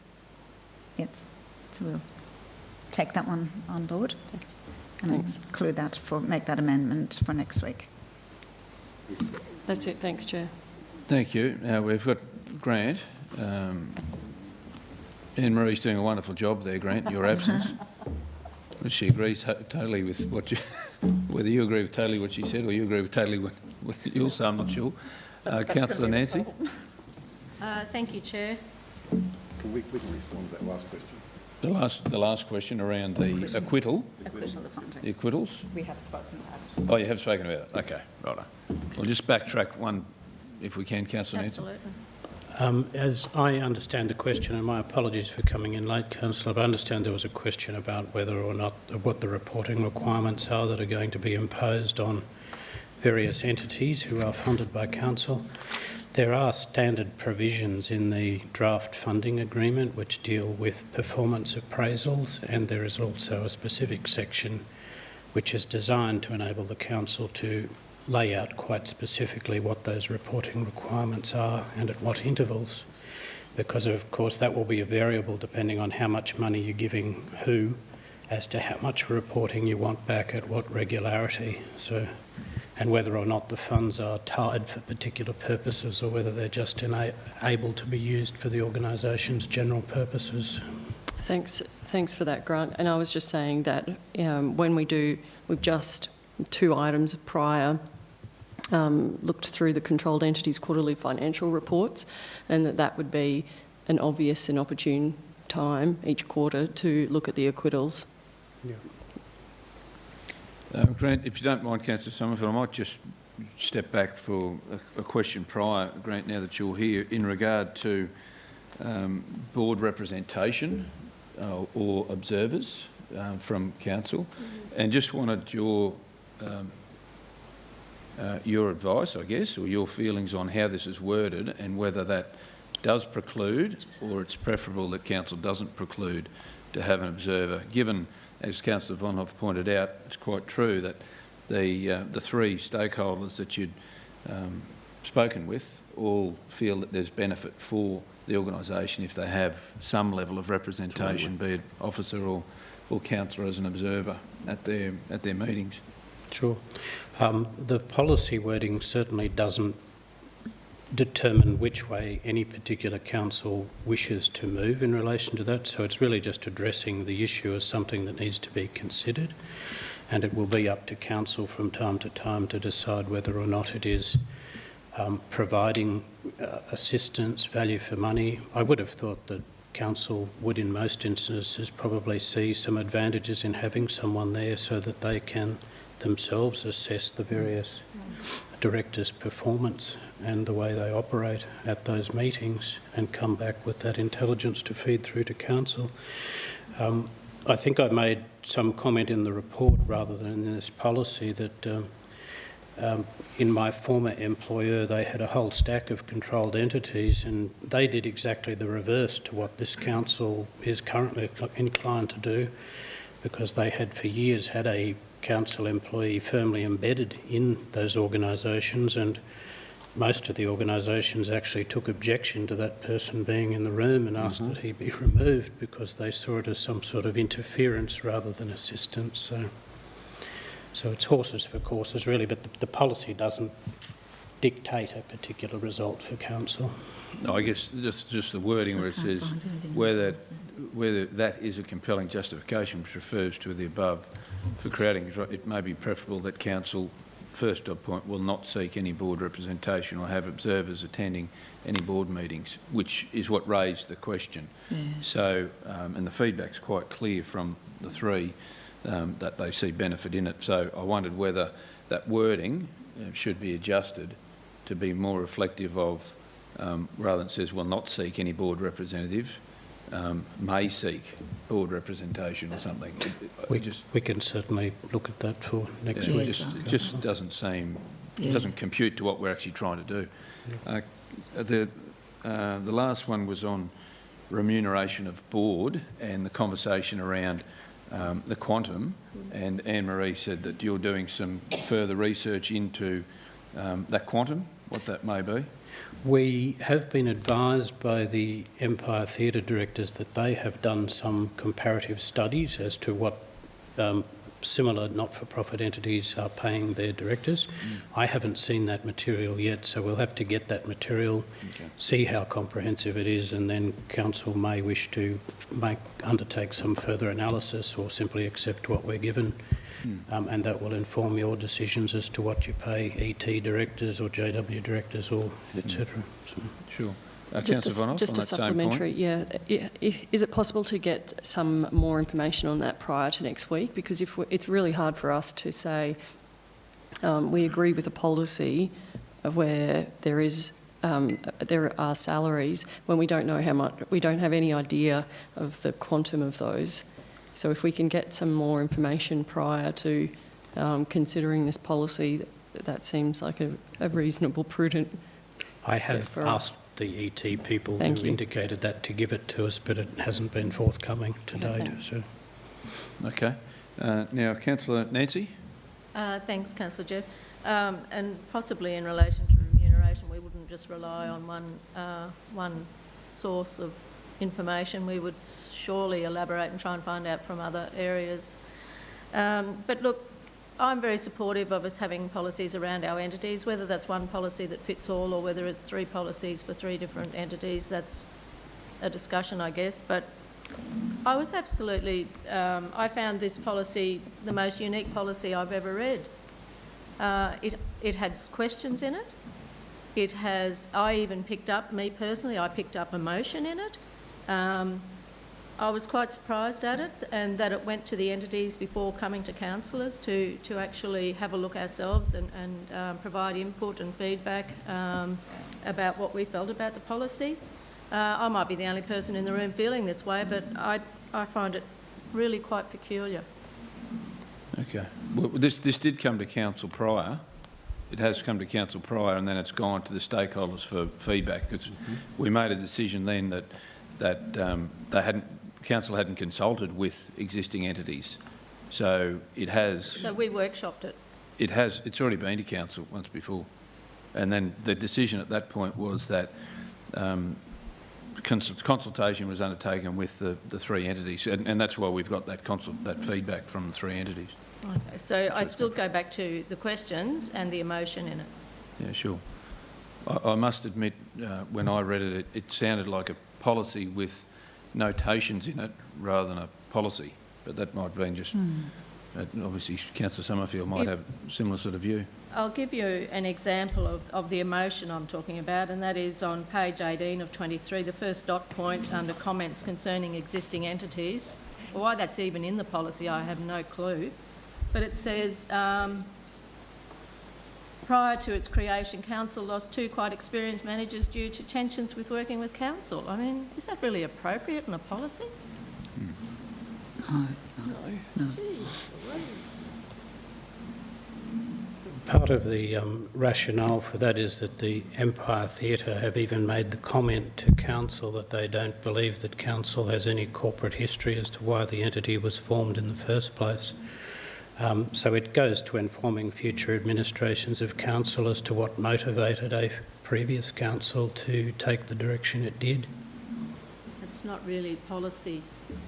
It might be history attached to a policy, but not really. It's not policy. Really policy. Nor a question. Okay, so can we just park that for the time being? Councillor Summerfield, we'll move to other questions because we've got a lineup of 5 at the moment. Councillor Megan. Thanks, Mr Chair. Grant, the things that I'm still unclear on were the remuneration, but you're getting back to us with that. I questioned about I understand that there's a difference between the observer, officer or a councillor from council, but about public attendance. I'm not at meetings. I'm not clear on that. I'm not clear on the appointment of directors, and I'm not clear on the Empire's concerns about surety of funding. So, yeah. Thank you, Councillor. Look, perhaps if our document is designed to provide you with a decision-making framework that tries to alert you to all of the relevant issues that Council should be taking into consideration, it doesn't purport to give you the answers to all of those questions. It simply says, here's the issue, here's the things you should consider, and you and future councils can come to a decision based on those considerations. So I'm not telling you in this document that you should pay X dollars to directors or no dollars to directors. That's not my job. You're the decision makers. So then to that then, Follow up how does,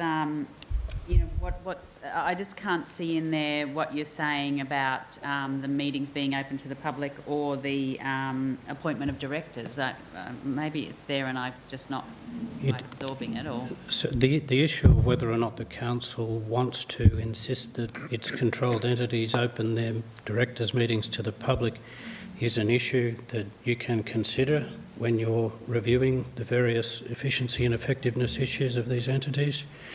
It's conceivable that some decision makers may wish to express a preference that they're open to the public, and it's conceivable that others won't. So that's all the document does, is say, think about the issue, make a decision as to what you prefer. Mm-hmm. And the same with the appointment of directors, I'm presuming, is that right? Same thing. The council's got to consider whether or not it wants to insert either councillors or officers into these entities, or whether it's happy to take an approach of having an entirely merit-based external board. They are the issues for consideration. Again, this document is not designed to impose on and place restrictions on your decision making. It is primarily informative, and that's why you've got a number of open questions there, which Councillor Summerfield has alluded to. Why do we put questions in there? They're trying to direct your attention to relevant things to consider. To me, it's more of an information paper than a policy at the moment. Councillor Megan, I hear your mind is turning, so we'll probably come back to you, I imagine. Councillor Carl? Yeah, I've got a few, but I don't know where to start. I'll start at the remuneration one. It's already been raised, so I'll just raise that for now. I struggle with controlled entities board, directors of those entities being remunerated for a start. And the reason, whilst I respect Councillor Rebecca's view about the quantum that's of finances and the responsibility that's being dealt with, I can speak for myself on another not-for-profit board not being remunerated and the revenue is well in excess of 10 times of any of these entities, in fact probably combined, and not paid. And I don't think I'd like to be paid because I choose to be involved in this entity out of personal interest and wanting to contribute. And that's what I hear and have heard for numbers of years around why people get involved in these council third-party entities. So I just struggle with, and I would hate to think that this or any other policy would even entertain locking us into that idea, and I'm somewhat assured that that wouldn't happen, that there's no particular position. I have some reserves that it's even mentioned that directors are remunerated. I guess the only way that, and I'm thinking about the burden on the ratepayer in the operation of these entities, and the amounts that are given on an annual basis. I would hate to think that remuneration would add any further burden or weight to council's contribution. If it could come out of their own budget outside of what we give, then that's that's their call, I guess. But yeah, that's my first one. I'll just wait to see what else is raised. But I've got sticky notes in my happy to come back to you then? Yep. Bill? Okay. We've got Councillor Shine, Councillor Carroll, and then the Mayor. Thanks, Chair. Just to refer to page 258 of Board Books, and the second dot point there, it's basically saying, I think, that Tisby would not welcome some of the changes that the policy alludes to the stated bracket CCC bracket as having mentioned as possible future reforms, such as being an agency subject to CCC oversight and right to information laws. First of all, is that a common concern of the other two agencies? And with respect to Tisby, were any reasons given as to why it would not welcome such reforms? Great. You would like to answer that one? In answer to the first part of that question, Councillor, I'm not aware. I don't recall whether the same concern was expressed by either JW or ET. Tisby, I think, was the only one who raised a concern about that. The origin of that is that you may recall, as a result of I think it was the Belcara inquiry by the CCC, the state actually came out with various recommendations which are noted in that report, that they were the ones who originally said they were going to look at imposing on the councils a requirement that their controlled entities be labelled as public sector entities and that they be subject to RTI and that they be subject to the CCC's jurisdiction. The state hasn't subsequently legislated to mandate those requirements, and there's nothing in this policy that suggests that council may see fit to impose those sort of RTI requirements on its controlled entities. I think personally it would be a fair imposition if we were to try and do that. I'm not recommending that as a step. Yes, and Tisby was really just saying, look, leave us alone. We're trying to act as effectively a private sector agency, so leave us out of this mix, if you would. It's just a quick follow-up. Sure. Would council have the power to impose that, the right to information and similar oversight provisions anyway? Would council itself have that power? Would we have the power to do it? Well, certainly you could impose it as a condition of your agreement to provide them with ongoing funding and to continue to breathe life into them. You could say, well, in exchange for our money, we require that you do X, Y, Z. So. That's it on that same point. Thank you. Councillor Carl? Yeah. It's one of my sticky notes. On there, based on Tisby's response, I have probably a contrary view than what's just been expressed, and that is, albeit 16%, as we see in the report, council's contribution to Tisby. And I've always took this position that, I've taken this position that because council funds are involved, there should be a degree of transparency. And this presents an ever increasing case with the scrutiny around legislative bodies and the scrutiny that is coming on third-party entities or controlled entities from council, because you read earlier on in the report the minister's requirements and talking about having a good business case to even create another one of these. It is heading towards, in my view, that and an ever-increasing case for Tisby to no longer be an owned entity of council, and I think they even suggest that in the report, their response. Because if there's not a willingness to have a degree of transparency around public contribution, then they should be an entity that they run themselves. And if council so wishes to make a contribution under a funding agreement they suggest, then so be it. But down on the in their responses on page 290 of 299 of board books, suggests here allow public to observe meetings, allow for meaningful community engagement. Their response is 450 private businesses who are often discussed board level confidentiality. Don't have a problem with that, but I do have a problem that there is a lack of transparency in relation to how public funds are spent for the entity.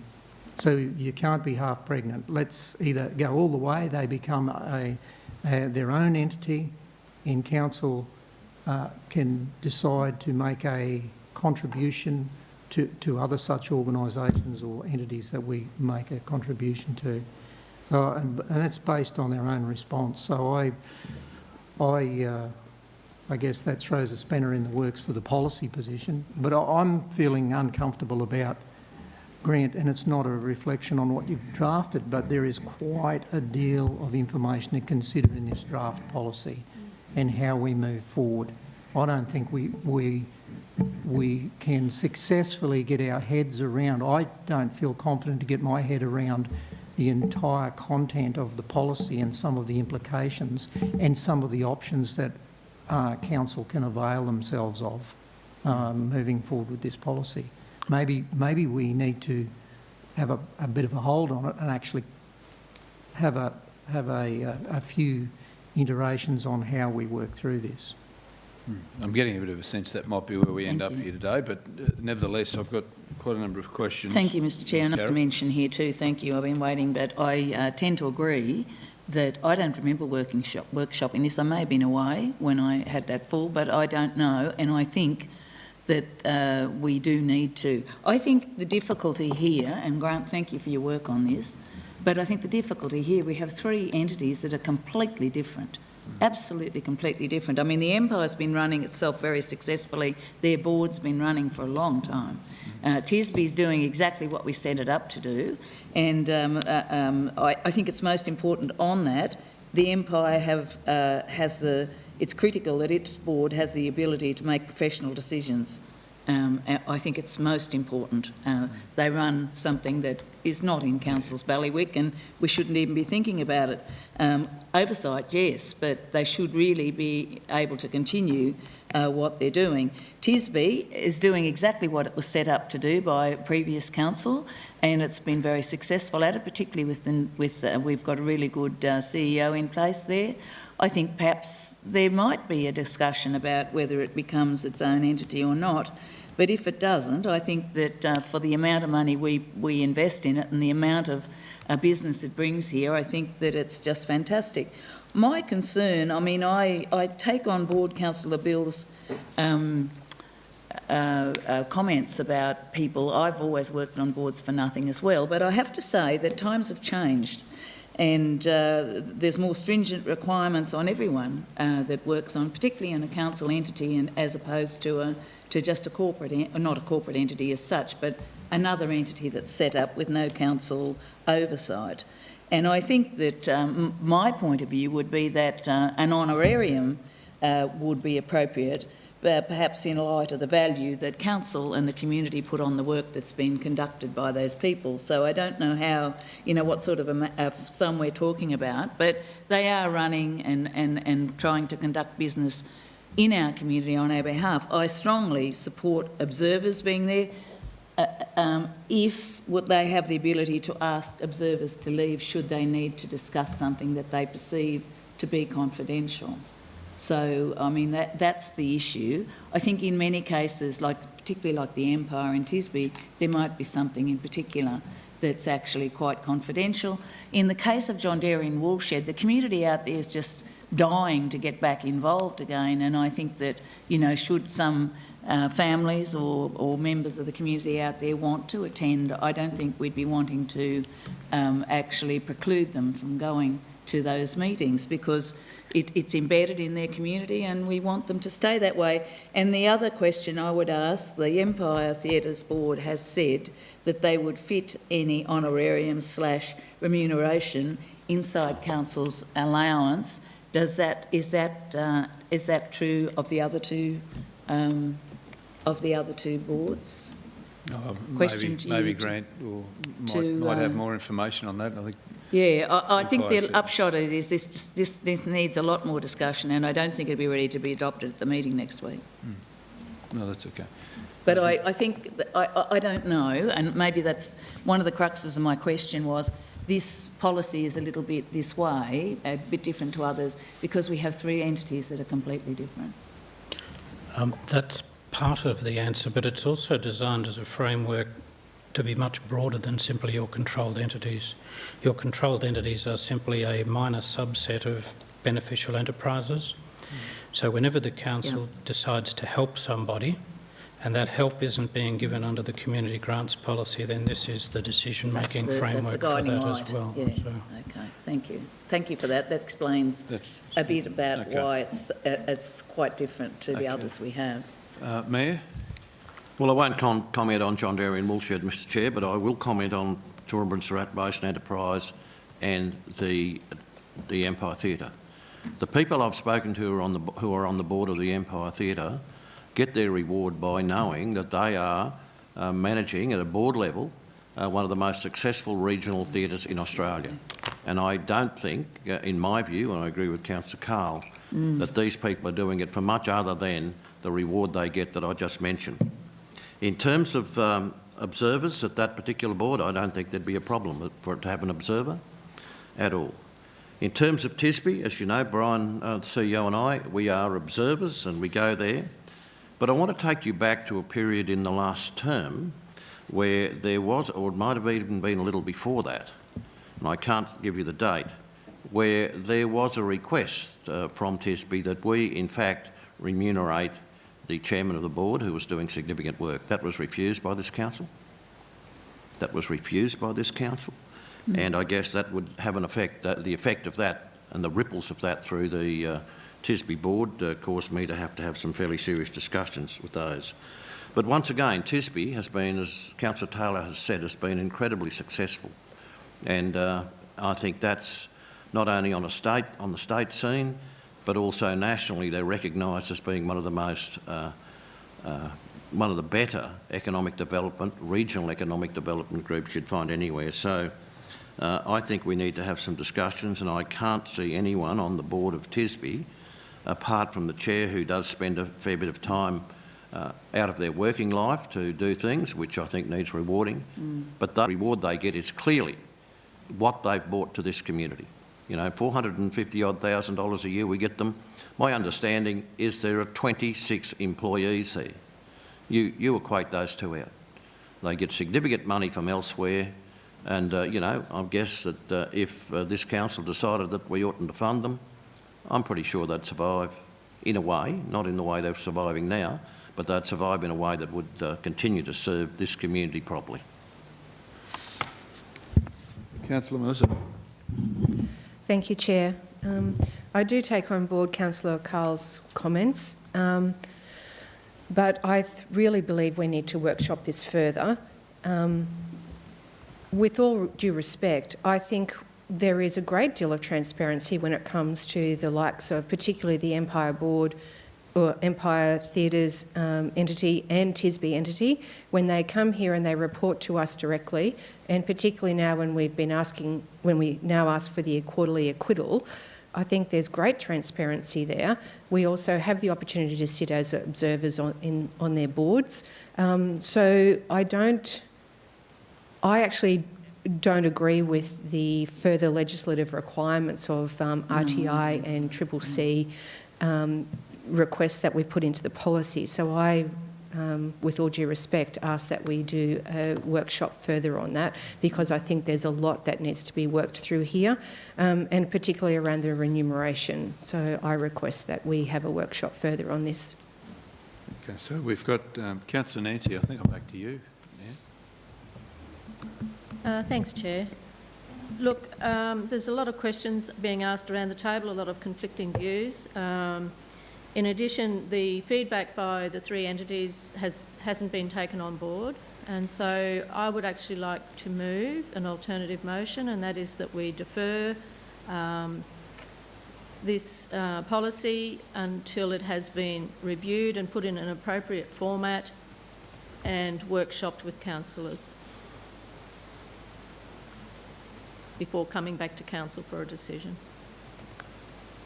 The council defer the draft control entities powers policy following our workshop to discuss feedback and councillors' wishes or something like that. I'm happy to. Same sort of thing like that. Well, Wendy's typing it up here now. Look at this.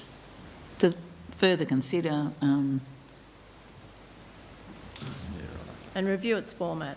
The that content and format. That can be part of the workshop. Yeah. Councillors, second to Councillor Carol Taylor. Just want to be clear on questions. Questions. I'll go to questions now. Councillor Carl and Councillor Sean. Just want to be clear on the wording and what that workshop entails. I've heard a couple of things mentioned around councillors' desires on that. Considering it's not a decision-making forum, I highlighted the need for me to understand the options available to council and some of the ramifications or implications of the parts of what went into this policy. That by no means is asking for what councillors desire to see. That infers a decision-making process in a workshop forum. I don't want to go there. So Mr CEO, I'd take, through you, Chair, take some direction on how we set the parameters for this workshop. Well, it's up to council to determine how the parameters of the workshop that they want to do. Well, then if that's loose like that, then I can't support it. It needs to be somewhat, I dare say, prescriptive, but at least indicating that it is to understand the, as I said, options available to council and some of the implications. And one of the things that Senior Counsel Grant has raised, which really would be helpful to understand, is the broader context of how this applies not just to controlled entities, as is mentioned, but the broader capture of anything that council chooses to fund financially into the future that is outside of those community grants programs. So I'd like to get my head around that as well. So you think it needs more wording than that, Councillor Carl? That's just basically saying what you're doing is the whole... So all of those things will come through. Thank you. yeah, I was just picking up on some comments about council, what council desires and a suitable format. Well, I think we need to unpack this and rather than look at councillors' desires or council's desires in a workshop. That's where we express them in this such forum or a statutory one. Well, I guess it'll come down to that workshop and making sure that we do that. Thank you, Councillor Mr Chair. My request for a further workshop on this is to understand, perhaps we could look at, we're talking about remuneration suggestions, we're talking about comments that's come back initially from the entities and the differences between those entities. And I do agree with Councillor Carl in how that would, how we expect that this policy will then guide other things that fit outside the so I think it's all of those things, certainly not a decision-making policy or my desire or anything. My desire is just to understand it a little bit more and to go through the impacts that may be in there that we perhaps don't understand. Thank you. Sure, that's all right. We have a mover and a second. I'm still up questions. So Councillor Kerry and then Councillor Megan. I don't think it's relevant now, but I was just wondering from Grant whether there was any problem about delaying the decision on this. There's no urgency with council adopting this at all. Really, one of the main drivers is just to address the outstanding internal audit concerns that are mentioned in the report. Yeah. Councillor Megan? Oh, Mr Chair, I was just going to ask exactly the same question, but I wonder whether, you know, asking for feedback, this has been going on for quite a while. Is this causing any angst within these groups? I'm sure it is. Not to my knowledge, no angst within the groups. This is all around just trying to provide council with a decision-making framework that's better than the non-existing one that exists at the moment. So. Okay. We have a moved by Councillor Summerfield, seconded by Councillor Carol Taylor. The motion's there before you. Council defer consideration of this policy to a future Finance and Business Strategy Committee meeting after a workshop with councillors is held. Those in favour? Those against? That's one against, but that's fine. It's carried. Thank you. That'll go through to next week. Thanks, Grant. Councillors, that should be it. That concludes the Finance and Business Strategy Committee for May.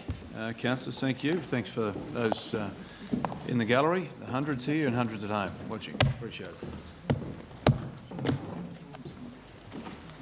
I mustn't have been here when you workshop then. Economic development. Yeah. Probably.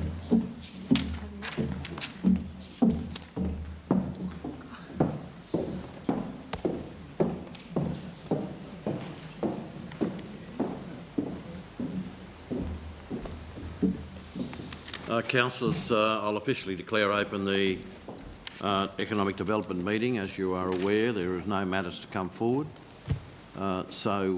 In saying that, thank you very much for your attendance, and I will close the meeting.